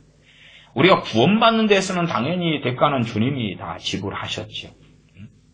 그런데 우리가 밥을 먹는 데는 돈이라는 대가를 지불하고 쌀이라는 대가를 지불하잖아요. 라면을 먹는데도 대가를 지불하는 것처럼 우리의 신앙생활에 있어서 대가를 지불하는 것. 마귀 역사 속에 깊이 들어갔을수록 거기에서 헤어나오는 것은 비례해서 어려운 것이에요. 비례해서 어려운 것. 귀신을 쫓아내는 것, 와, 예수 이름으로 떠나가라. 그러면 쫓겨나가지. 안 그래요. 그렇게 간단하지 않아요. 불신자의 문제는 놔두더라도 기독교인의 문제 그렇게 간단하지 않아요. 그렇게 안 나가요. 왜? 그렇게 될 것 같으면 그 사람이 주님과 가까우면 귀신은 역사 안 할 거라고 말. 공격은 하지만 귀신의 역사 속에 들어있는 게 아니라 하나님의 나라, 하나님의 영통 안에 들어가 살 거라고 말이에요. 그래서 우리 개인적으로 이제 제가 설교할 때 자기 축사 이런 설교했지 않습니까? 그런 것처럼 귀신의 영토와 영역 안에 있는 사람들이 벗어나려면 발부동을 쳐야 되죠. 발부동을 쳐야 돼요. 근데 발부동 치는데 함정도 상당히 많이 존재해요. 함정이 뭐냐 하면 말씀을 잘못 깨닫고 잘못 배우면 발부동 치는데 더 많이 얽혀버리게 되는 문제가 생겨요. 더 얽혀버려. 꼭 어느 물고기가 그물에 걸렸는데 더 발부동 쳐버렸더니 그물에서 벗어나는 게 아니고 지느러미가 그물에 더 걸리고 얽히고 그러는 것처럼 더 엉망이 되는 경우가 있어요. 낚시를 해서 고기를 잡으면 고기가 발부동을 칠 때에 둘 중에 하나가 벌어집니다. 하나는 뭐냐 그러면 발부동을 쳐가지고 빠져나가 버리는 경우가 생겨요. 또 하나는 어설프게 걸렸는데 지가 발부동 쳐가지고 낚싯바늘에 팍 더 물려버리는 경우도 생겨요. 그러면 이제 못 도망가지. 그래서 우리가 벗어나려고 발부동을 치는데 과연 어떻게 발부동을 치고 그리고 내가 과연 복음으로 인하여 주님으로 인하여 발부동을 치느냐 아니면 내 육으로 발부동을 치느냐 해서 극과 극의 길을 걸어가게 될 때가 아주 많습니다. 이 요한복음 14장의 말씀을 조금 더 다루어야 되는데 지금 오늘 제대로 된 이야기 속에는 별로 지금 못 들어가고 말씀이 좀 약간 헛돌고 있습니다. 히브리서 4장을 보겠습니다. 히브리서 4장입니다. 말씀이 좀 헛돌아 버리면 전하고자 하는 것을 다 못 전하고요. 빨리 끝내버릴 거예요. 말씀이 헛돌아 버리고 이래 되면은 제가 말씀하고 설교 전하는 좀 힘들거든요. 힘들어 버려서. 그래서 오늘의 설교가 좀 중요한 설교인데 제대로 못하게 되겠네요. 4장, 히브리 4장 14절, 15절, 16절입니다. 제가 읽겠습니다. 히브리서 4장 14, 15, 16. 그러므로 우리에게 큰 대제사장이 있으니 승천하신 자 곧 하나님 아들 예수님이시라. 우리가 믿는 도리를 굳게 잡을지어다. 우리에게 있는 대제사장은 우리 연약함을 채울하지 아니하는 자가 아니요 모든 일에 우리와 한결같이 시험을 받은 자로되 죄는 없으시니라. 그러므로 우리가 긍휼하심을 받고 때를 따라 돕는 은혜를 얻기 위하여 은혜의 보좌 앞에 담대히 나아갈 것이니라. 14절 하반절에 보시면 우리가 믿는 도리를 굳게 잡을지어다. 믿는 도리를 좀 더 다른 말로 하면 믿음의 고백이다 그 말이에요. 신앙 고백 이렇게도 이야기합니다. confession. 믿음의 도리, 믿는 도리, 믿음의 고백을 굳게 잡아라. 아마 우리말 성경의 번역은 신앙 고백 뭐 이런 식으로 번역이 됐던 것 같은 기억이 있습니다. 믿는 도리, 믿음의 고백. 그리고 그 고백의 내용은 앞에 나왔지요. 4장 14절 상반절에 나왔지요. 그러므로 우리에게 큰 대제사장이 있으니 승천하신 자고 하나님 아들 예수님이시라. 요즘에 이제 유튜브 설교나 아니면은 좀 유명한 분들의 설교나 가르침을 보면 어떤 것들을 꽤 많이 전파하냐 그러면 행함 믿는 믿음을 주제로 해서 상당히 많이 전파합니다. 행함 믿는 믿음. 행함 믿는 믿음은 좋은 것입니다. 야고보서 2장에 있는 그 말씀은 좋은 것이에요. 그런데 그것이 쓰일 때 쓰여야 되고 안 쓰일 때 쓰이면 독국물이 됩니다. 독국물이 돼요. 아무 때나 먹는 거 아닙니다. 아무 때나 먹는 게 아니에요.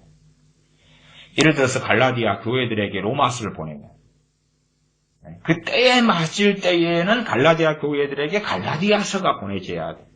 빌립보 교회는 에베소서가 보내지면 안 되지. 물론 그 서신들은 회람 서신인 건 맞아요. 로마 교회가 로마서를 받은 다음에 다른 교회로 회람시키는 서신은 맞는데 그러나 당사자는 로마서면 로마 교회 먼저 그것이 로마 교회에게 필요했기 때문에 빌레몬서면 빌레몬에게 그것이 필요했거든요.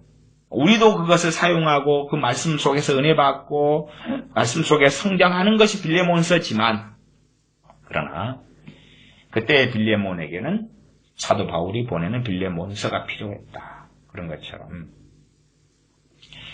마귀에게 눌리고 기도 못하고 은혜가 없고 더군다나 이제 확연하게 드러난 사람들은 세상 평안도 없는데 주님께로부터는 평안도 없는 사람들은 더 확연하게 드러나고 비참하지요. 그러나 상대적으로 저는 그런 사람이 복되다 이렇게 믿습니다.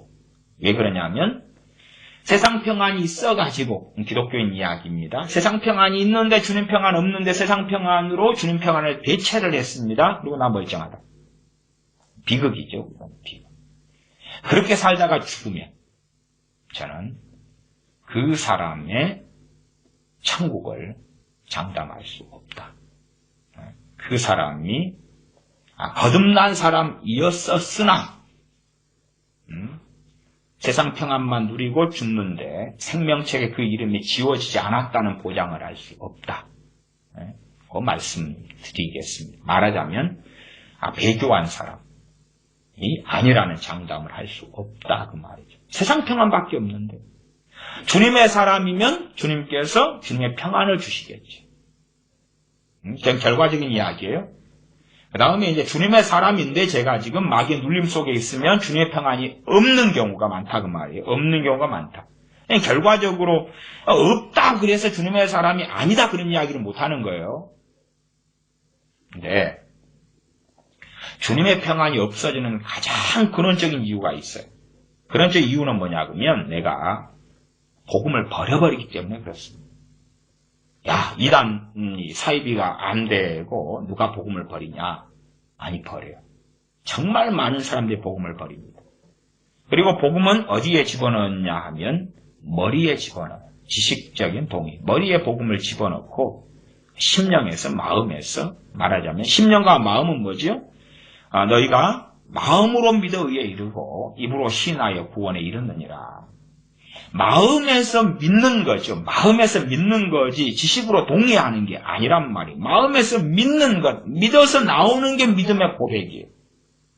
야, 나 신앙 고백하는데요. 전능하사 천지를 만드신 하나님 아버지를 내가 믿사오니. 아니, 그게 당신 머리와 암기력에서 나오는 거지. 당신 마음에서 나오는 거야. 기도할 때 우리가 하나님 아버지 하나님 그러면 그게 습성적으로 나오는 거냐? 아니면 정말 하나님이 아버지여가지고 아버지 하나님 그러냐? 당신 뭐냐? 주기도문 할 때 하늘에 계신 우리 아버지요. 그거 진짜요? 당신 주기도문 암기해서 하는 거 맞는데 하늘에 계신 우리 아버지요. 그거 당신 신앙의 고백이요? 당신의 신앙의 고백이요? 당신 믿음의 돌이요? 믿는 돌이요? 믿는 돌을 굳게 잡을지어다 잡아가지고 한 거요? 아니지 않소. 제가 10명의 기독교인을 만나면 하늘에 계신 우리 아버지요 할 때에 믿는 돌이 믿음의 고백으로 마음에서 나오는 사람 열이 하나 찾기가 어렵습니다. 하나 찾기가 어려워요. 근데 그 가운데 이제 상당한 사람들이요. 복음의 자리를 행함 믿는 믿음으로 바꿔버린 사람들이 꽤 나오더라고. 행함 믿는 믿음으로 바꿔버려요. 행함 믿는 믿음이 있어야지만이 아버지라고 부를 수 있다는 거예요. 행함 믿는 믿음이 있어야지만이 구원받는다. 구원받는 건 뭡니까? 거듭났다는 이야기예요. 거듭났다. 행함 믿는 믿음이 있어요. 행함 믿는 믿음이 있으려니까 이제 실천이 있어야 될 거 아니에요. 실천이 있어야 돼요. 자기 실천. 죄를 끊든지, 순종하든지, 회개하든지, 선행을 하든지, 봉사를 하든지, 전도를 하든지, 쌈박질을 그치든지, 도둑질을 안 하든지, 도둑질 한 사람한테 내가 배상을 하든지, 그런 걸 해야 된다고 말이에요. 성경을 열심히 읽든지, 암기하든지, 제자훈련을 받든지, 아니면 뭐 기도를 많이 하든지, 그 행함 있는 믿음이 있어야 된다. 행함이죠. 결국은 포인트는 행함이에요. 그 다음에야 구원받아.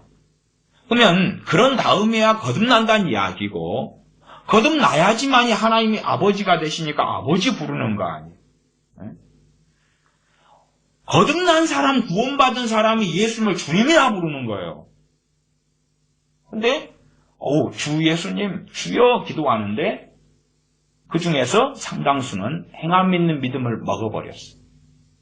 그러면 성경을 알면 알수록 행해야 될 것은 많지요. 반면 내가 행하지 않은 것도 많아져요. 알면 알수록 안 행한 게 너무 많다고 말이에요. 모르면 적당히 덮고 넘어가는데 알면 알수록. 그래서 그걸 먹어버린 다음에는 자기의 행위에 의지해서 하나님께 나아가려고요. 그래서 이제 하나님을 아버지라고 부르는 믿음의 도를 잡지 않으니까 약해지죠. 하나님을 아버지라고 부를 수 있는 자격은 어디에서 생겼습니까? 우리의 선행에서요? 우리의 거룩함에서요? 아니요. 주님의 십자가 때문에 생겼죠. 주님의 보혈 때문에 생겼죠. 그러나 바꿔버리는 거예요. 제가 복음을 버려버렸다 그랬죠? 복음을 버려버렸다 그랬어요. 그러니까 복음을 버렸으니까 주님으로부터 평안이 사라지죠. 물론 그런 분들을 주님께서 지금 죽을 때에 구원을 안 하신다 이런 제가 이야기를 하는 건 아니에요. 그런 입장에서 오늘 말씀이나 설교가 접근하는 게 아닙니다. 그리고 저는 그런 경우에도 상당수가 하나님의 자녀라고 믿습니다. 하나님의 자녀라고 믿어요. 그러나 우리에게 시간을 충분히 주실 때에 영적으로 깨어나야 돼요. 그 다음에 말씀 그대로 믿는 도리를 굳게 잡아야 돼요. 히브리서 말씀에 믿는 도를 굳게 잡을지어다 그 말은 이 히브리서의 대상이 되는 하나님의 백성들이 잘 안 잡는 사람도 있고 그치요. 그다음 잡았다가 놓쳐버리고 버려버리는 사람도 있고 어떤 사람은 잡긴 잡았는데 더 세게 잡아야 되고 그 다음에 어떤 소수는 단단히 잡고 있는 사람이 있겠죠. 단단히 잡고 있는 사람이 있을 거예요. 아니, 기도하는 사람들 가운데 하나님께서 자신의 아버지이시며 주님께서 자신의 주님이시다는 것이 자기 행위에서 나오는 것이 아니고 은혜에서 주님의 십자가에서 또한 주님의 십자가를 믿는 믿음에서 나온다는 것을 알지 못하는 사람들이 많아요. 그러니까 기도를 제대로 할 수 없죠. 제대로 할 수 없어요. 왜? 하나님의 아버지라는 걸 믿어야지 기도를 하지. 그거 안 믿고 기도 시간을 1000시간, 10,000시간을 해가지고 하나님을 아버지로 만들려는 거예요. 응? 기도를 1000시간, 10,000시간 해서 주님을 주님으로 만들려는 거예요. 선행을 많이 해서 행함 있는 믿음을 가져가지고 하나님의 자녀가 되려는 거예요. 그게 복음을 버려버리는 거예요. 버려버려. 나는 복음을 동의하고 인정하는데, 인정하는데 머릿속에 있는 주님께서 나를 위해 십자가에 죽으셨어. 나를 위해 죽으셨어. 머리는 있는데 이제 마음에서 떠나버린 거예요. 나는 과거에 믿을 때는 그렇게 믿었는데 지금은 버려버리면 요한계시록에 있는 2장에 있는 에베소 교회의 첫사랑, 처음 사랑을 버렸느니라 하는 것처럼 주님에 대한 뜨거움이 사라지죠. 주님에 대한 사랑, 주님을 찾는 것, 그것은 율법으로 전락하죠. 율법으로. 혹은 종교로 전락해요. 그래서 주님은 사라지고 없어요. 자기 혼자 이 땅에서 신앙생활을 열심히 하다가 죽어봐야 알지. 죽어봐야 알지. 주님은 그래서 우리의 삶이 창기, 세리 이야기했습니다마는 그런 사람처럼 우리의 과거가 얼룩져 있다 할지라도 누구보다 주님과 가까울 수 있어요. 심지어 바리새인처럼 구제하고 박하와 채양과 근째 11조를 바치고 때마다 구제하고 시장 어귀에 서서도 기도하고 그렇게 살았는데도 주님과 누구보다 거리가 멀 수 있다고 말이에요. 사실은 우리는 어떤 면에서는 과거의 바리새인들, 서기관들이 했던 일들을 많이 해나가가지고 하나님 앞에 서려는 그러한 마음, 생각, 방식을 꽤 가지고 있습니다. 물론 우리가 더 많이 기도하고 더 많이 섬기고 더 많이 봉사하고 더 많이 구제하고 그러면 얼마나 좋습니까? 그런데 문제는 나의 근원을 버려버리면, 근원을 버려버린다는 게 복음을 버려버리면, 복음을 등져버리면 안 된다 그 말이지. 이게 어떻게 하면 기도를 잘할까요? 묻는 사람들은 제게 아주 많아왔습니다. 근데 제가 그래서 묻는 거죠. 주기도문 한번 해보십시오. 아니면 제가 묻지요. 하나님이 정말 당신 아버지입니까? 당신 아버지입니까? 그러면 아버지인 것 같은데요. 아버지인 것 같은데요. 아버지인 것 같은데요. 그러면 아버지다. 그러면 아버지의 돌보심을 그 믿는 믿음의 도리 고백을 붙잡고 있다면 아버지이신 것을 누리는 부분이 이 땅에서 없을 수가 없어요. 왜? 주님께서 산상수훈 등에서 돌보신다고 말씀하셨잖아요. 돌보신다. 너희는 산의 백합 하나 아니면 새보다 잠새보다 귀하다. 너희를 입히시고 돌보신다고 말씀하셨거든요. 근데 아버지신데 돌보시는 건 어딨노? 없는데 그냥 믿음의 도리를 버려버린 것이다. 입으로는 믿음의 도리를 잡고 있다 그러는데 예수님, 주님, 당신의 주가 맞느냐? 당신의 대속주, 당신의 구원주, 당신의 구원자, 당신의 왕, 당신의 주인, 당신의 인도자, 당신의 주권자가 주님이 맞느냐? 주님, 주여 부르는데 사실은 믿음의 도리는, 믿음의 고백은 사라졌다. 우리의 대제사장, 자신의 피로 우리의 영원한 속죄를 이루기 위하여 하나님의 지성소에 들어가신 그 대제사장 되신 주님. 대제사장은 누구냐 그러면 대제사장의 다른 말이 중보자입니다. 왜? 이 땅에 아론 같은 대제사장도 백성들과 하나님 사이에 피를 가지고 중보하러 들어간 거거든요. 그러나 그것은 완전한 온전한 중보자가 사람이었던 적은 없습니다. 그건 모형이에요. 주 예수 그리스도의 완전한 중보의 모형이에요. 이게 대제사장이라는 말 자체가 중보자라는 거예요. 중보자. 자신의 피를 가지고 황소나 염소의 피가 아니라 영원한 자신의 피를 가지고 우리에 대한 중보, 우리에 대한 중보, 우리에 대한 값을 지불하심. 그것이 히브리서 4장에 있는 또 5장, 또 히브리서에 이 복음이 얼마나 강렬하게 나와 있습니까? 대제사장 대신 4장 14절. 그러므로 우리에게 우리 안에가 누가 들어갔습니까? 너가 우리죠. 너가 우리예요. 너, 우리. 우리에게 큰 대제사장이 있으니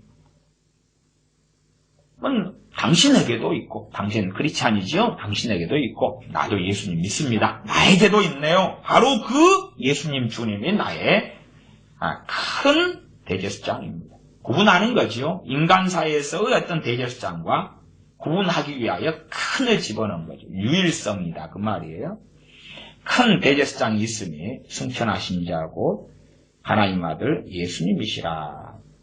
우리가 믿는 도리를 신앙의 고백을 굳게 잡을지어다. 그러나 이제 그렇게 첫째는 마귀의 공격을 많이 받는 사람들, 그 속에 눌림 속에 들어간 사람들, 그런 사람들이 내가 어떤 행함을 해가지고 어떤 순종을 하고 이제 기도도 은혜 속의 기도가 아니라 어떻게 기도 양을 늘려가지고 하나님의 들으심을 얻을까? 어떻게 내가 순종을 하고 죄를 벗어버리고 죄에서 떠나고 그래서 하나님의 들으심을 얻을까? 그 다음에야 순서적으로 믿음의 고백을 잡아야 되겠다. 그러면 그 사람은 자기 의로, 자기 행위로 하나님께 나아가려는 사람이기 때문에 대제사장이 필요 없다고 선언한 거지. 대제사장이 필요 없다고 선언한 거예요. 그것은 로마 가톨릭의 교리와 비슷하거나 심지어 더 악한 것이 되기도 합니다. 로마 가톨릭 교리는 믿음 플러스 행함. 근데 그 행함은 나의 행함. 그래서 심지어는 믿음은 던져버리고 행함. 그 다음에 그걸로 결과, 믿음, 증명. 그 다음에 하나님께 나아가 구원. 더 악한 것이 되지. 그런 사람들이 이제는 많아져 가고 있어요. 행함 있는 신앙, 행함 있는 믿음 중요합니다. 야고보서 2장의 말씀이고 행함은 얼마나 중요한지 몰라요. 그런 사람의 대상이 누가 돼야 되냐 그러면 정말 주님과 함께 살거나 하나님 말씀대로 순종하기를 원치 않는 사람들, 그리고도 담대한 사람들에게 하는 거예요. 그러나 말씀대로 살고 싶은데 못 살고 엎쳐지치라고 마귀에 눌림받고 그런 사람들이 그걸 먹어버리면 독극물이 돼버려요. 그런 사람들은 다시 복음을 점검하고 믿음의 도를 붙잡아야지만이 이제 영적인 눌림에서 마귀와의 싸움에서 벗어날 준비를 할 수 있어요. 싸울 준비, 파이팅하고 싸울 준비를 시작을 하게 되는 거예요. 그렇지 않으면 싸움 자체가 되지 않는다 그 말이에요. 기도를 주로 이제 영적 눌림에서 해방되고 자유케 되는 것은 그게 한 3요소가 함께 필요할 때가 많습니다. 당연하게 3요소가 기도, 말씀, 찬양이죠. 기도, 말씀, 찬양. 근데 우리 자신이 내가 젖은 나무다. 또 뭐 정글의 법칙인가? 정글의 법칙이라고 하나요? 법칙? 정글의 법칙 같은데 보면은 뭐 탤런트나 연예인들이나 이런 친구들이 가서 정글에서 살잖아요. 좀 지내면서 이제 그러면 가장 일반적인 게 이제 불 붙이는 거. 그러면 비가 좀 온 다음에 불 붙일 때 되면은 마른 나무 찾기가 어려우니까 불 붙이는 게 참 어렵거든요. 그러면 이제 이 풀이 깊이 이렇게 많이 쌓인 데를 막 이렇게 드러내다 보면 안에가 덜 젖은 것이 있어요. 그럼 그걸 막 가지고 아니면은 이제 좀 전문가들을 보면 대나무가 있으면, 마른 대나무가 있으면 껍질을 벗겨요. 이렇게 껍질을 벗기면 안에까지 젖어 있지는 않거든요. 약실하게 벗기면. 마른 대나무. 정글 안 들어가실 테니까 그까지는 배우실 필요는 없고요. 어쨌든 젖은 나무일수록 불 붙이기가 어렵고 마른 나무들은 쉽고 그렇다 그 말이에요. 나온 차 이제 불을 붙여야 된단 말이에요. 이게 나온 차 불을 붙여야 되는데 내가 얼마나 젖었느냐에 따라서 불 붙이기는 어렵다는 건 당연한 거지. 당연한 거. 내가 많이 젖었을수록 불 붙이기는 어려운 거예요. 뜨겁지 않은 거지. 차거나 라우디아 교회처럼 미지근한 거지. 불 붙이기는 어려워요. 많은 시간이 필요해요. 출발은 뭐다고요? 믿는 도리를 붙잡는 게 출발이다고. 출발.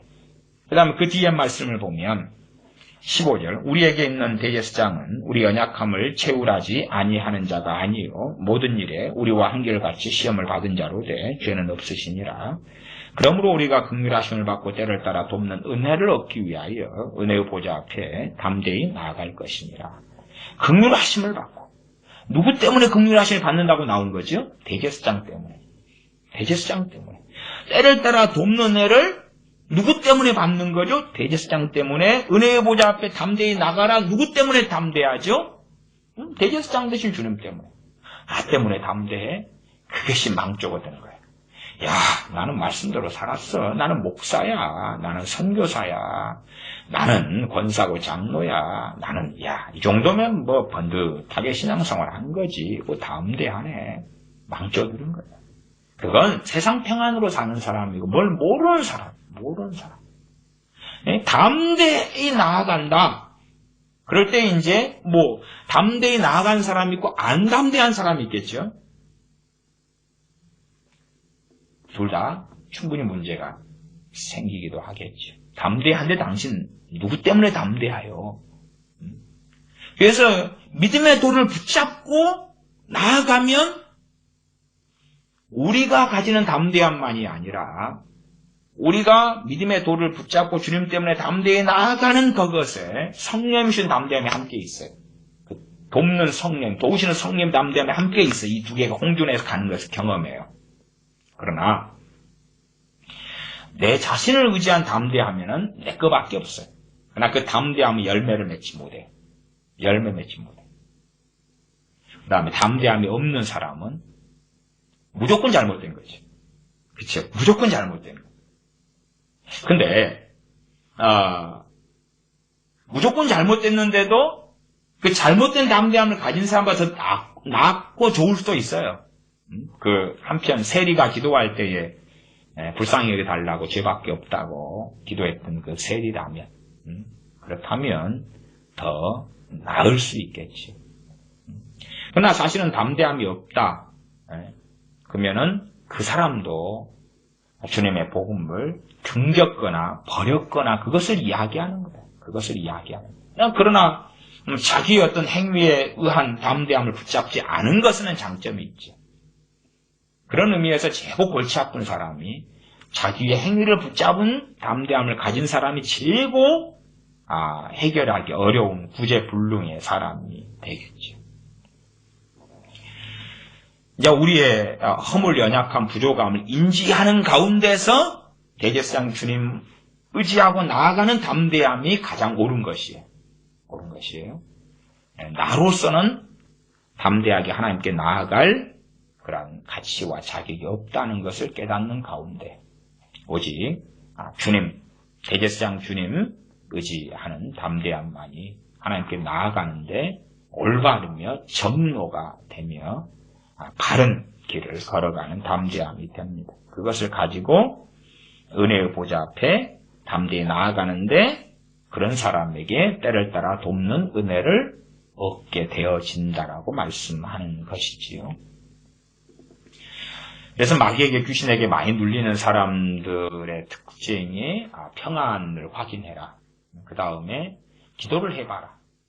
찬양을 해봐라. 찬양은 좀 애매한 경우가 아주 많아요. 왜냐하면 노래를 잘 부르면 찬양도 노래에 들어가기 때문에 부담 없이 잘 부르겠죠. 그래서 사실은 찬양을 부르는 걸로 확인하기는 너무 어려워요. 감성을 좋아하고 감성적인 찬양을 부르고 성령 역사하고 자기의 감성하고 구분을 못하는 사람은 찬양 가지고는 잘 구분하기 어려워요. 그래서 차라리 내가 말씀의 은혜가 있는가, 지금 말씀의 은혜가 있는가, 말씀의 은혜가 있는가. 그게 말씀을 먹기 좋은 걸 골라가지고 야 좋다 그게 아니라 말씀을 듣고 깨달으면서 죄가 씻겨져 나가고 진리를 알지니 진리가 너를 자유케 하리라. 그런 일이 내게 벌어지는가요? 그런 일이 내게 벌어지는가? 그러면 말씀 은혜가 있는 건데 진리를 알지니 진리가 너를 자유케 하리라. 진리를 알면 알수록 짐이 더 많아진다. 그러면 잘못된 길을 걸어가고 있는 것이죠. 그러면 마귀의 눌림 속에 유감스럽게 있다. 라고 결과론적으로 말씀드릴 수밖에 없지. 마귀의 눌림 속에 있으면은 말씀을 좀 보려고 하면 잠 오고 괴롭고 귀신 역사는 현상 중에 하나예요. 그냥 공부 못한 아이가 나는 책만 펴면 잠이 와 그런 건 또 다른 것이겠지만 지금 말씀과 기도로 가는 것은 영적인 거단 말이에요. 이건 육적인 게 아니에요. 영적인 거예요. 그래서 거기에서는 귀신이 작용하는 거예요. 귀신. 100%는 아니지만 전반적인 이야기입니다. 특별히 내가 참 하나님 앞에 머물러야 되겠다. 그러면서 말씀을 상고하는데 집중력이 흐려지고 뻘 생각이 들고 바쁜 일이 생각나고 할 일이 생각나고 시간이 안 가고 말하자면 행복하지 않다면 주님을 사랑하면 제고 행복한 것에 뭐가 들어가야 되겠어요? 기도와 말씀이 들어가야 되고 그다음 찬양 예배가 들어가겠지. 찬양 예배가 들어가겠지. 물론 그 예배도 제가 이제 원칙 이상한 목사님, 이상한 교회가 많기 때문에 그냥 보편적 지교에서 드리는 예배를 기준으로 말씀드리는 게 아니에요. 최소한은 나의 개인 예배. 나 혼자 하나님께 머물러서 기도하고 찬양하고 말씀을 상고하는 내 개인 예배. 주님을 사랑할수록 사실은 하나님 앞에 머물러 있는 것이 기도, 말씀, 찬양, 예배인데 그것이 그 시간이 행복하고 그것이 행복하겠죠. 찬송으로 한다면 내 기도하는 시간 가장 기쁘다 그러던가요? 가장 편하다 그러던가요? 그 찬송처럼 그렇게 되어진다. 되어진다. 그러나 그렇지 않으면 나는 지금 다른 길에 잘못된 길에 들어서 있는 거예요. 무엇이라고 말해도. 그리고 그 다른 길에 있는데 마귀의 공격과 귀신의 눌림 속에 귀신의 역사 속에 영적 눌림 속에 안 들어있을 수는 없다는 것이. 그리고 이제 혼자 그것을 벗어나는 것은 어려운데 지금 세대에서야 이제 혼자 대부분 처리하셔야 되겠지. 누가 도울 사람을 찾아도 도우리도 찾기 어렵고 혼자 처리하셔야 되는 것이 대부분일 거예요. 대부분. 그래서 제가 과거에도 자기 축사 스스로 귀신의 역사를 어떻게 쫓아내느냐를 설교한 것처럼 혼자 해결해야 될 것이 대부분이에요. 그러나 멀리 떠나온 것만큼 돌아가는 건 더 어렵고 대가와 값은 많이 지불해야 된다는 거예요. 많이 지불해야 된다. 그래서 그 중에 하나가 이제 제가 부르짖는 기도도 이야기한 것이에요. 그러나 영적인 어떤 자세한 현상들까지는 이야기는 안 드릴게요. 그러나 기도하다 보면 귀신의 역사가 나타나는 경우도 있어요. 근데 귀신의 역사를 성령 역사인지 아는 경우도 있어요. 그런 경우는 귀신의 역사가 더 세져버려요. 더 세져버려요. 기도하다가 귀신의 역사가 더 세져버리는 사람들이 많아요. 더 세져버리면 더 힘들어져요.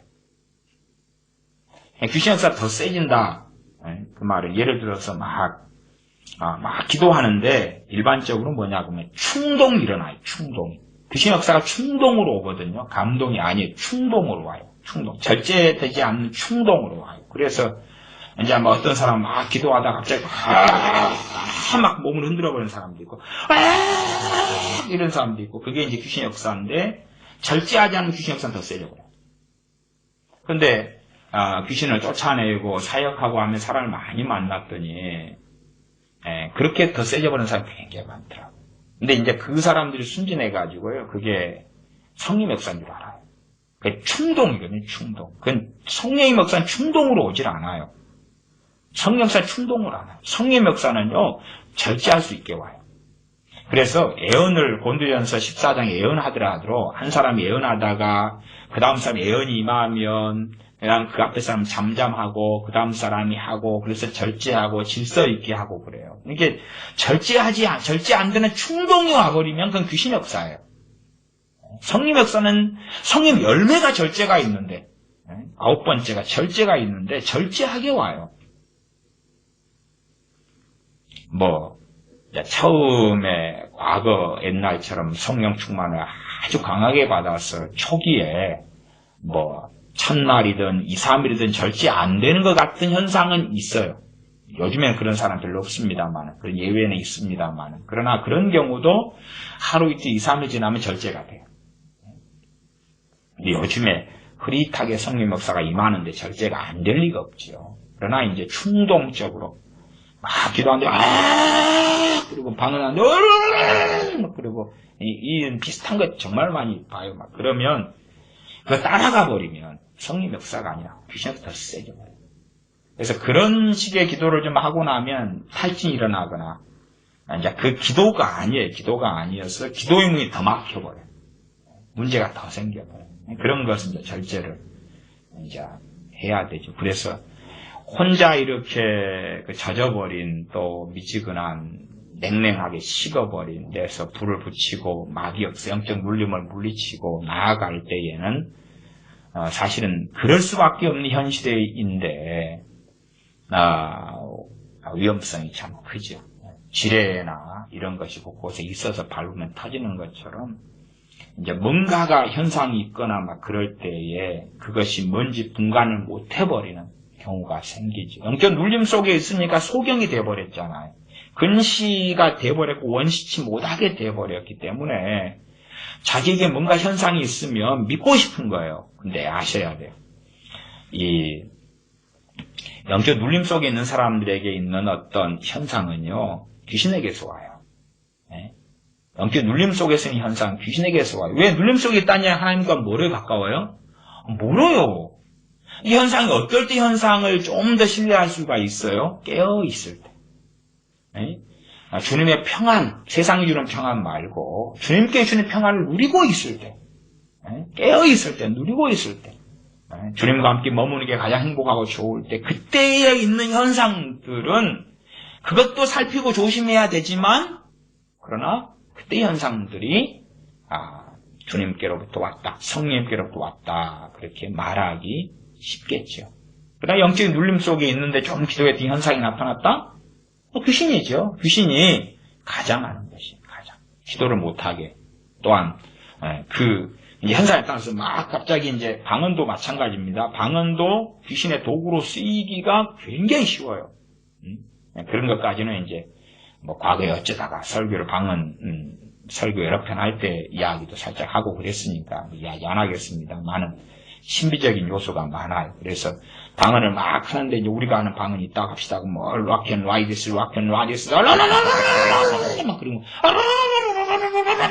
막 그리고 되면 이제 귀신 역사가 같이 섞여가 버려요. 그러면은 상황이 더 안 좋아져 버리고 심각해져 버릴 때가 많아요. 참 이제 그런 요즘에는 이제 혼자서 해결해야 되니까 참 얼마나 어려운지 모르겠어요.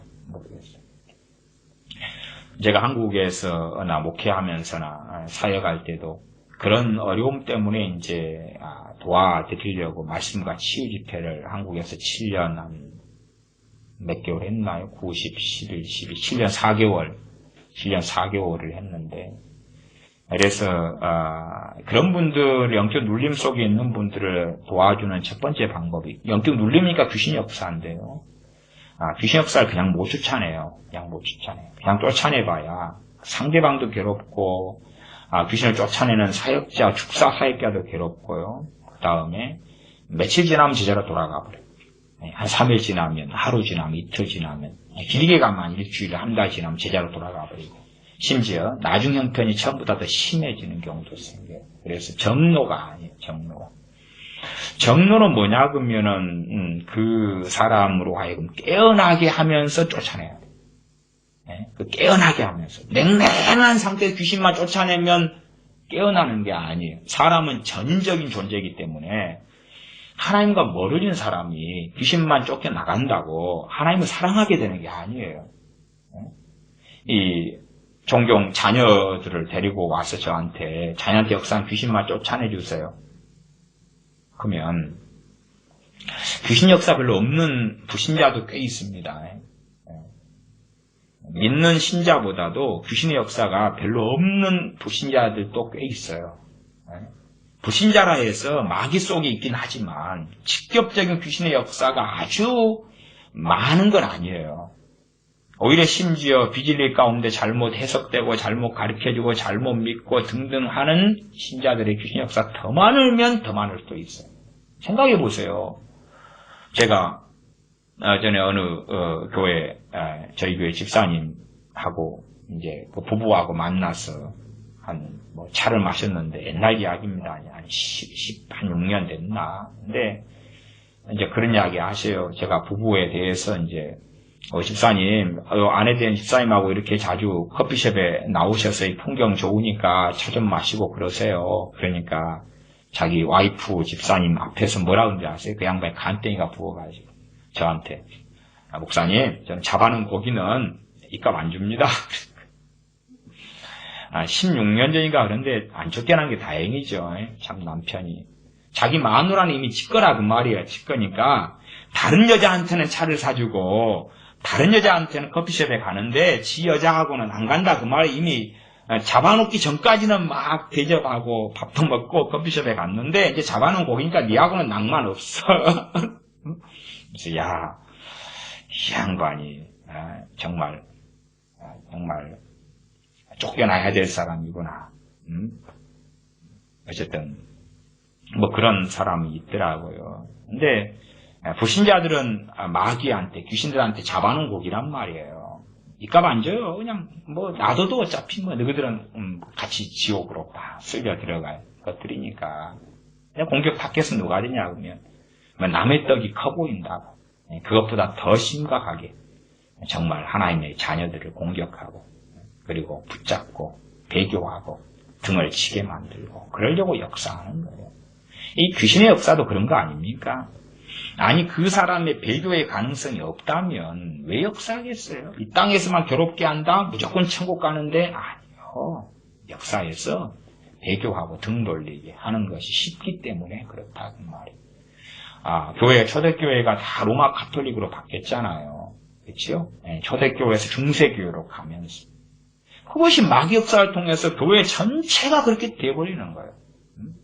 뭐 요즘에 좀 아시는 분들은 뭐 에큐메니칼이나 WCC나 뭐 NCCK나 이런 것들을 아실 테니까 종교 통합 이런 걸 아실 테니까 말씀을 어그러뜨리고 신학을 어그러뜨리고 교회 목회자들 주의 종들이나 등등등 어그러뜨려 가지고 터닝 시켜버리는 거예요. 집단 배교가 일어나게 해버리는 거예요. 역사적으로 집단 개종도 몇 번 있었습니다.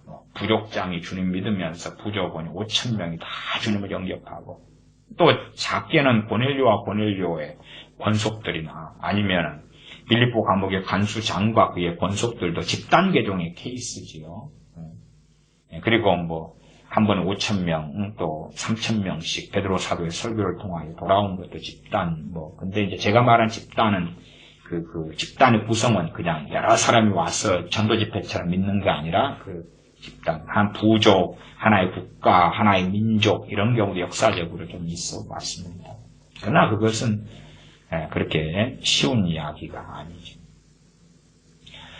자, 우리 개인에 있어서 축사, 그리고 이제 제가 집회를 오랫동안 하면서 이제 도와드렸던 또 도우려고 했던 그런 7년이 넘는 집회 가운데는 혼자 힘으로는 벗어나기 어려우니까요. 벗어나려면은 그 사람으로 하여금 깨어나게 해줘야 돼요. 깨어나게 해줘야 되니까 이제 크게 한 두 가지의 방법을 써요. 크게 두 가지는 이제 말씀을 가리켜요. 말씀을 가리키고 그 다음에 이제 함께 기도해요. 그래서 뜨거운 장작이 있으면 불이 붙은 장작이 있으면 젖은 나무를 같이 놔두면 마르면서 불이 붙는단 말이에요. 그러니까 우리가 이제 개인적으로 영적으로 깨어나고 이래야 되는 경우는 꼭 정글의 법칙에서 젖은 나무를 불을 붙이는 것처럼 이제 그런 상황이고, 그 다음에 이제 불이 타는 나무가 있으면 젖은 나무로 붙여놔가지고, 제 어릴 때에는 연탄을 떼고 살았는데 연탄불이 다 꺼지면 두 가지 방법을 썼지요. 하나는 번개탄이라는 걸 갖다가 번개탄으로 불을 붙여요. 번개탄을 붙여서 이제 그 위에다가 이 연탄을 얹어가지고 번개탄의 불로 연탄을 붙이는 방법. 근데 과거의 번개탄은 좀 그때는 가난해서 비싸고 그 다음에 실패율도 생기고 그래서 주로 돈 안 드는 방법이 이제 주변 집에 돌아다니면서 밑장 얻어오기. 그러면은 밑장 얻으러 가면 나 얼마 전에 불 갈아서 밑장도 딱 줄 수 있을 때가 있고 못 주는 때가 있어요. 인자 갈아서 불 붙여놨는데 밑장 줘버리면 그 집이 불이 꺼지잖아요. 그래서 밑장을 얻으러 가면 두어 집 다니면 이제 한 집이 밑장 꺼내준단 말이에요. 연탄 불 붙인 걸 가져와가지고 이제 밑에 놓고 위에 생연탄을 얹으면은 이제 붙는단 말이에요. 그렇게. 그것이 가장 일반적인 방법이 번개탄이든 밑장을 얻어다가 하는 것이든. 그렇지. 그냥 막 장작을 떼가지고 그 위에 연탄을 갖다가 얹어놓고 불을 붙이고 거의 실패해요. 그게 안 돼요. 그래서 번개탄 나오면서는 놀랬어요. 저는 기적이 일어난 줄 알았어요. 번개탄이 제 어릴 때 나왔는데 이건 뭐 환상적인 거, 환상적인 거. 이렇게 편하고 이렇게 놀랍고 이렇게 획기적인 발명품이 다 있다니. 그리고 놀란 것이 번개탄. 그런 것처럼 우리가 영적으로 병들고 그럼 귀신의 눌림 속에 들어가 버려. 마귀의 눌림, 영적 눌림 속에 들어가 버려. 그리고 귀신 역사, 공격 속에 깊이 들어가 버려. 이제 그런 경우는 이제 혼자 잘 못 깨어나죠. 그러면은 뜨거운 걸 갖다가 같이. 그래서 그것도 사실은 이제 두 부류가 있는데 한 부류는 이제 돕는 연탄불을 이야기해요. 돕는 번개탄, 돕는 연탄불, 타오르는 장작 이야기를 하는 것입니다. 그럴 때도 두 장작, 두 부류의 불타는 연탄이 있어요. 하나는 뭐냐면 그런 쪽으로 영적으로 회생하고 갱신하고 영적으로 살아나도록 돕는 은사를 가진 깨어있는 사람. 그 은사가 있어요. 그쪽 은사가. 그 은사가 있는 사람이 있고 그 다음에 깨어있는 사람이고 불타는데 은사 없는 사람이 있어요.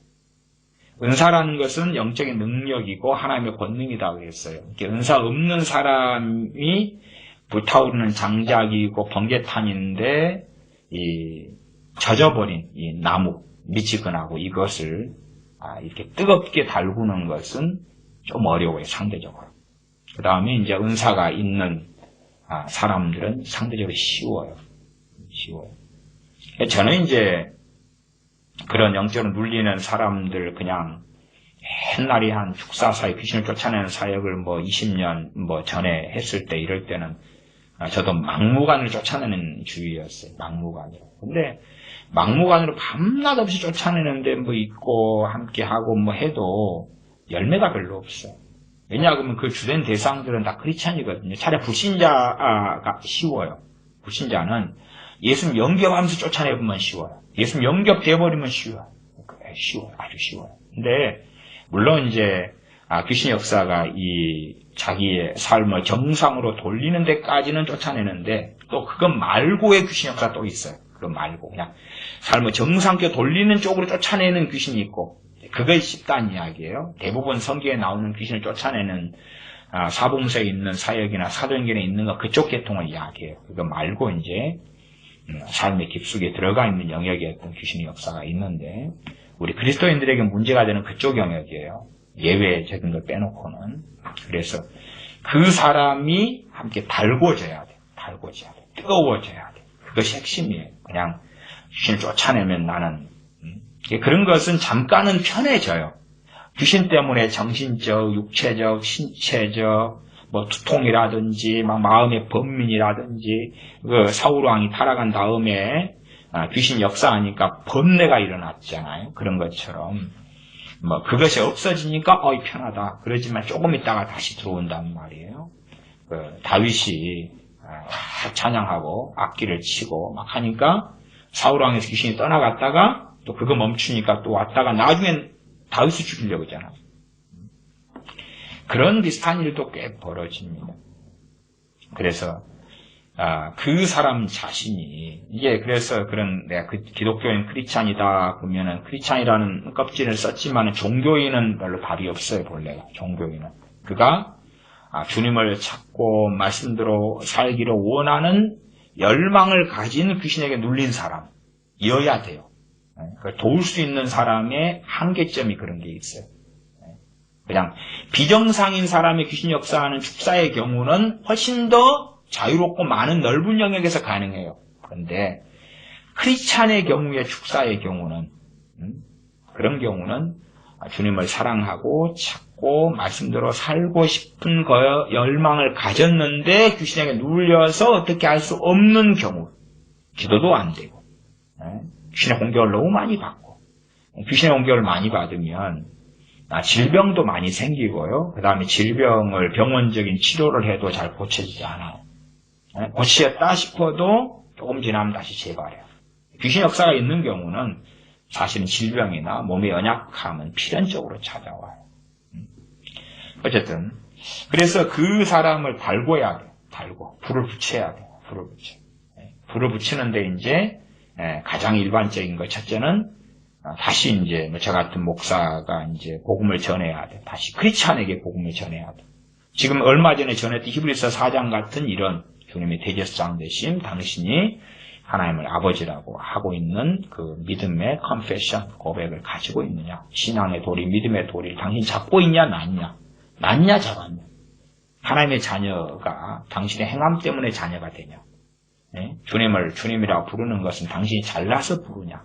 당신이 기도를 많이 했고 전도를 많이 했고 헌금을 많이 냈기 때문에 그게 가능한 거냐. 당신이 똑바로 살아서 창기나 세리가 아니라 바리새인 등 이상으로 똑바로 살아서 가능한 것이냐. 그런 것은 이제 이야기를 하죠. 그리고 이제 불을 붙여요. 저는 이제 그쪽에 불을 붙이는 계열의 은사는 제가 없는 케이스여가지고 이제 은사가 있는 분들 그 가운데 이제 교역자분들 은사가 있는 교역자분들하고 함께 저는 집회를 해왔어요. 그래서 마귀가 눌림이 있으면은 이제 그런 분들을 같이 삶아요. 그래서 제가 목회할 때도 이제 뭐 전국의 손님들이 좀 오시고 보면 사실은 뭐 여기저기 뭐 관광지기 때문에 구경을 모셔가고 막 가고 이런 것이 아니라 사랑방에서 같이 삶아요. 근데 이제 너무 젖어버린 경우는요. 은사가 가진 경우라도 힘들 때가 있어요. 또 마찬가지로 그리스도인들은 다 아무리 은사가 있거나 깨어있다 그래도 굴곡이 있어요. 자기 힘으로 잘 안 되고 그럴 때는 이제 좀 더 불타오르는 장작이 필요해요.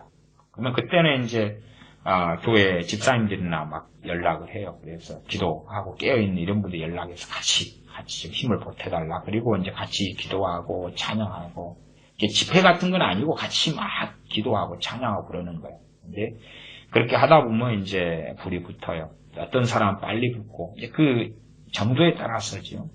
얼마나 젖어버렸느냐, 얼마나 깊은 눌림 속에 들어갔느냐. 그리고 이제 그런 가운데서 이제 다시 불타오르면서 깨어나면서 그 다음에 이제 축사가 가능해요. 축사도 약한 것은 그런 과정 가운데 이제 많이 약해지고 물러가고요.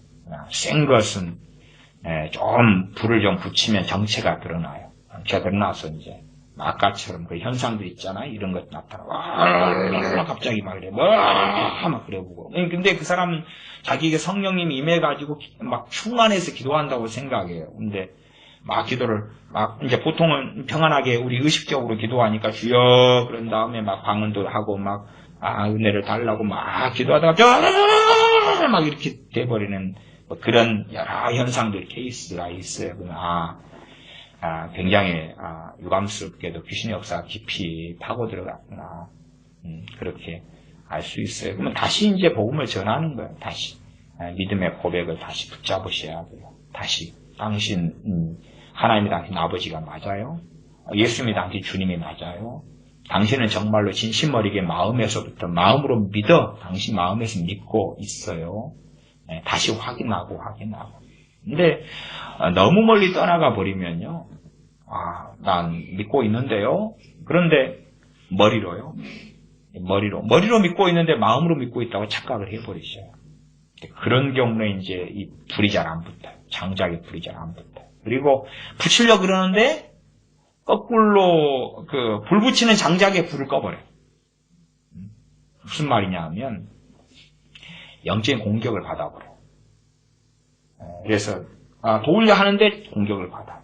저는 이제 그 경험들이 많았어요.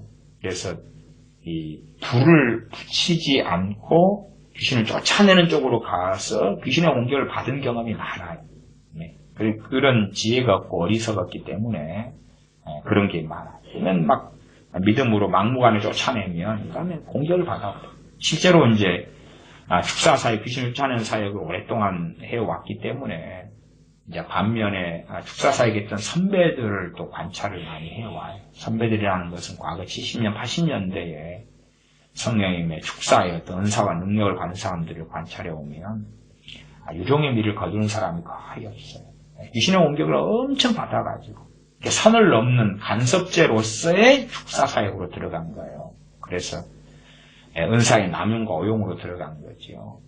그 다음에 이제 벽에 똥칠을 해요.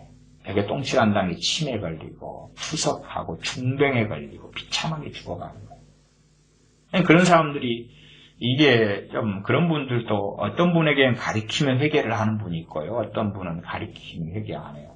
그런 사람들이 옛날에는 70년, 80년대 주로 그냥 권사님들 같은 경우가 귀했단 말이에요. 이게 권사님들이 주로 그런 은사와 능력을 가지고 기도원 사역하는 분들이 있고요. 그 다음에 이제 기도원, 이제 목사님이나 이런 분들인데, 그래서 당신이 지금 잘못된 축사사역을 해왔다라고 설명해주고 가르쳐주면, 그럼 그 가운데 이제 조금의 사람들은 좀 알아먹어요. 근데 많은 사람들은 안 그래. 자기의에 빠져 있어요. 나는 정말 말씀대로 이렇게 살다가 이렇게 중병에 걸린 거야. 내가 해왔던 귀신을 쫓아내는 사역을 통해서는 내게는 큰 하나님의 면류관, 영광의 면류관, 의의 면류관 기다리고 있을 거야. 그렇게 믿는 사람들이 꽤 있어요. 근데 사실 뚜껑을 까놓고 보면 비참하죠. 그런 사람들은 당신에게 주님께서 내가 너희에게 평안을 주노라 하는 그 평안이 없단 말이에요. 육체의 질병을 통하여 세상의 평안도 없지만, 신체의 평안도 없지만 주님 주신 평안도 없어요. 관계가 다 문제됐다는 이야기거든요. 근데 그런 경우는 이제 잘못된 방식의 귀신을 쫓아내는 사역이에요. 이게 어떤 분들은 저한테 실망하는 분들도 과거에 있었어요. 왜냐하면 자식이 귀신이 들려서 저한테 쫓아내달라고 데려왔는데 그 자식이 그럼 이게 이제 귀신 역사 정도가 한 10이라고 치면요. 10이에요. 10인데 불신자에게 10. 근데 불신자라도 대부분 귀신 역사하는 사람들 다 의식이 있고 지각이 전부 다 있단 말이에요. 다 요즘에 정상적인 사람으로서의 귀신 역사예요. 요즘에는. 과거처럼 머리에 꼭 꽂고 간질하고 미쳐서 다니는 사람 거의 없어요. 귀신은 굉장히 요즘에 정체를 숨기는 방식으로 역사하기 때문에. 그러나 한 걸음 깊이 들어가면은 그 강도의 차이는 비슷해요. 겉에만 그런데 어쨌든 10 정도의 귀신 역사하는 사람 있다, 자녀다, 그러면 예수님 영접해라. 영접 안 해요. 복음을 거부해버려요. 그러면 쫓아내지 못하죠. 예외적으로 성령님께서 역사하시는 것이 안 믿는데 쫓아내도록 역사하는 사람이 있긴 해요. 그런 경우는 차라리 나아요. 그 다음에 이제 영접을 시키는데, 그런 경우는 나은데, 어쨌든 먼저는, 소위 말하면 부모 크리스찬 밑에서 자녀가 모태신앙으로 낳거나 등등, 예수님 영접해라. 그리고 복음을 전하고 면 영접 안 해요. 그러면 이제 부모가 영접 안 해도 쫓아내달라. 응? 그건 그런 능력과 그런 역사는 없으니까 그렇게 하는 분들에게 가라. 근데 왜냐하면 그런 아이들에게 귀신을 쫓아내면 기도의 문이 한 달, 두 달씩 막혀버려요. 그 다음 성령 은사가 아주 약화돼 버리거나 없어져 버리기도 해요. 아주 심각한 공격을 받아버려요. 그러니까 그렇게 이제 축사를 이제 옛날에는 그 인본적 사랑이 진짜 사랑인 줄 알고 했다 그 말이 하면은 기도문이 닫혀버려요. 성령 역사 안 해버려요. 저를 기뻐하지 안 해버려요. 그 다음에는 막 일주일씩 기도문이 닫혀버려요. 그러면 그 기도문이 닫힌 다음에 일주일 지난 다음에 괜찮을 때 과거처럼 회복이 되느냐? 그럼 회복 안 돼요. 다치기 전에 이만큼이다. 그러면 그 은혜와 영성 여기까지 떨어져 버려요. 이게 다시금 복구시키고 올리는 것은 까먹기는 쉬워요. 여러분 돈 마찬가지잖아요. 돈 벌기 쉬워요, 어려워요? 돈 벌기 어렵죠. 까먹기는 쉬워요. 멕시코에 깡꿍 가서 돈 쓰면은 금방 그냥 막 일본 가서 팡팡팡 쓰고 쓰면 금방이에요. 돈 쓰기는 쉬운 거예요. 돈 쓰기 쉬워요. 그러나 벌기는 땀을 흘려야 되고 수고해야 될 거 아니냐. 그 영적인 것도 마찬가지예요. 주님과의 관계도 믿음이 좋고 관계가 좋게 하고 좋은 신앙을 유지하는 것이 쉽진 않아요. 근데 귀신의 공격 받아가지고 싹 까먹으면 그거 회복하는 것은 아주 어렵습니다. 근데 이제 저는 그 공격을 받은 다음에 어리석게 귀신을 쫓아내고 축사사역을 한 다음에 회복하는 것이 어려운 것이 내가 주님을 위해서 고난을 당하는 거다. 그렇게 착각도 했더랬어요. 참 바보 같은 거죠. 그래서 귀신을 쫓아내달라 그래도 이제 함부로 쫓아내 주지도 않고 그럴 수 없는 거예요. 그러니까 함께 이제 달구는 거예요. 달고. 그래서 함께 장작이 뜨거워져야 불이 붙으면서 이제 약한 것은 그냥 물러가고, 이제 센 것은 그때 이제 쫓아내는 거예요. 쫓아내면 잘 떠나가고, 떠나가면 상태가 더 좋아지죠. 더 좋아져. 불이 막 붙고, 더 좋아져. 근데 이제 그 불을 붙이는 것이 이제 사실은 쉽지 않은 거여서 그런 문제를 인식하니까 2009년 9월부터 서울 등에서 집회를, 정기 집회나 등을 시작했던 거예요. 말씀과 치유 집회니까 말씀을 전하고 치유는 영적 치유, 귀신을 쫓아내는 것과 질병의 치유와 이 두 가지를 함께 하는 거예요. 함께 해서, 그래서 이제 집회 때 집회 끝나고 함께 자고 숙식을 함께 하고 시간이 아주 다급한 분들은 단지 설교만 듣고 기도 잠깐 하고 안수 한번 받고 가서 해결이 안 될 거 아니에요. 그냥 머물러 있으면서 삶아야 되죠. 빨래 삶게 하는 것처럼 함께 막 삶아야 돼요.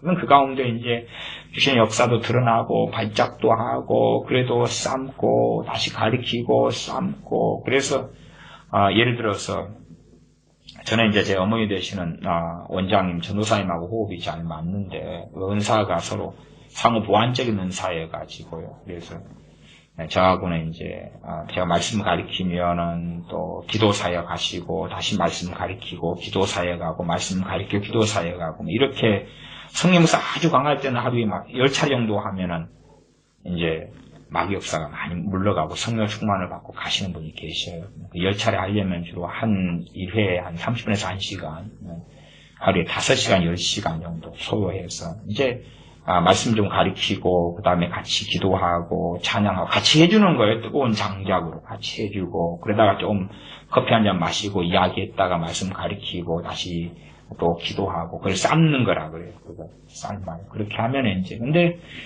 성령님의 역사하심과 인도하심이 그런 방식으로 모두에게는 나타나지는 않아. 모두에게. 근데 그런 게 나타나면 하나님이 정말 긍휼히 여기시는 사람이죠. 긍휼히 여기시는 사람.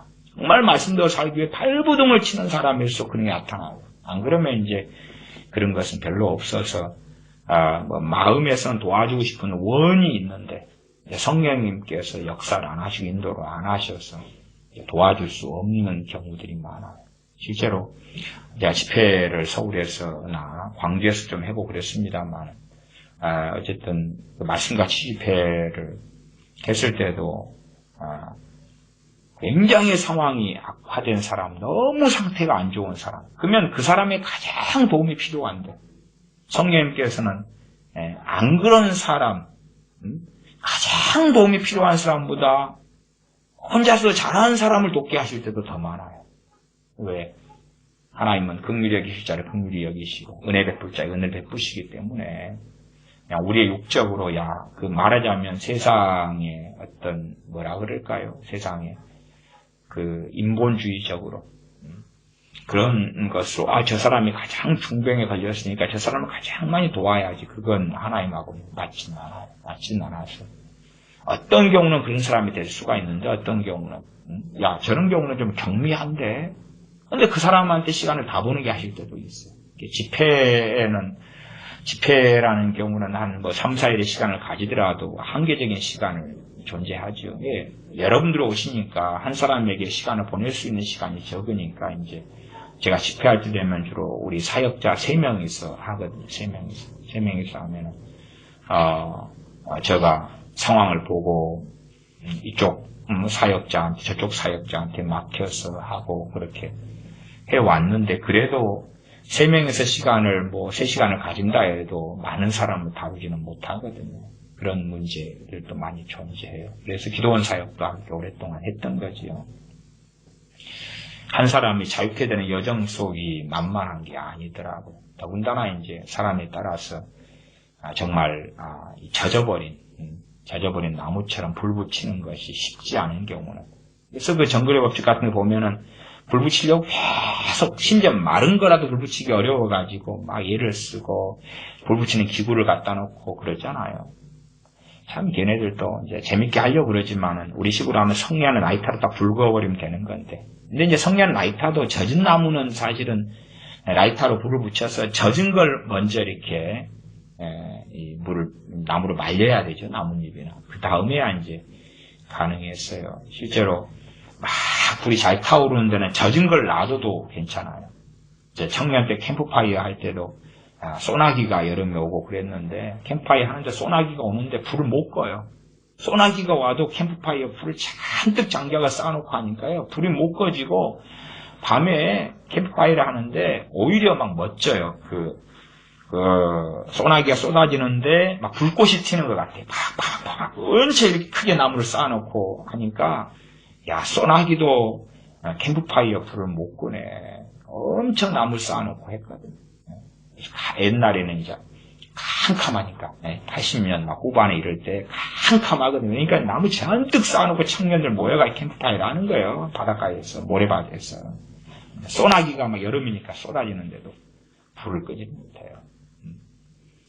사실 우리가 그런 영성과 신앙을 가지면 좋습니다만 그렇게 되지 않기 때문에 그러니까 출발은 뭐냐 그러면 어쨌든 아무리 혼자서 이렇게 깨어나는 길을 걸어간다 할지라도 히브리 4장의 말씀대로 믿는 도리, 믿음의 도리, 믿음의 고백을 내가 잡았느냐 그게 출발점이에요. 그런데 이제 마귀 역사나 우리의 양심은 우리를 정죄하죠. 마귀도 우리를 정죄해요. 왜냐하면 너 주제를 봐라. 너가 믿음의 도리를 너는 잡아서는 안 될 사람이다. 그러나 창기라 할지라도 믿음의 도리를 잡아야 되는 거고 세리라 할지라도 믿음의 도리를 잡아야 되는 거예요. 그것이 우리의 답이고 우리가 건 정로예요. 정로. 그러면서 나아갈 때에 영적 눌림에서 자유케 되고 마귀 역사가 물러갑니다. 기도하겠습니다.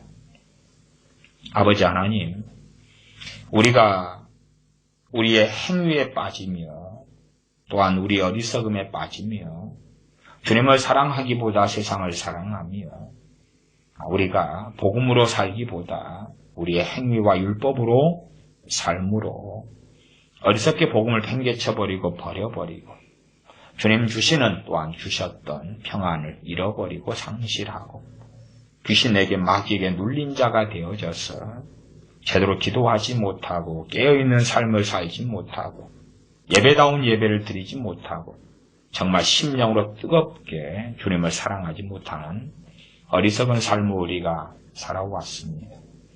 이러한 영적인 눌림에서 자유케 되기 위하여 다시 믿음의 도리 고백을 붙잡으니 대제사장 되시며 중보자 되신 주님께서 우리를 도우셔서 기도한 말씀 가운데 기도한 말씀과 찬양과 예배 가운데 함께 하셔서 우리의 눌림에서 자유케 하시며 뜨겁게 마음으로 하나님을 사랑하며 찬양하며 불타오르는 장작처럼 하나님과 함께 깨어서 동행하며 살다가 주님 앞에 서는 우리 되게 하여 주시옵소서.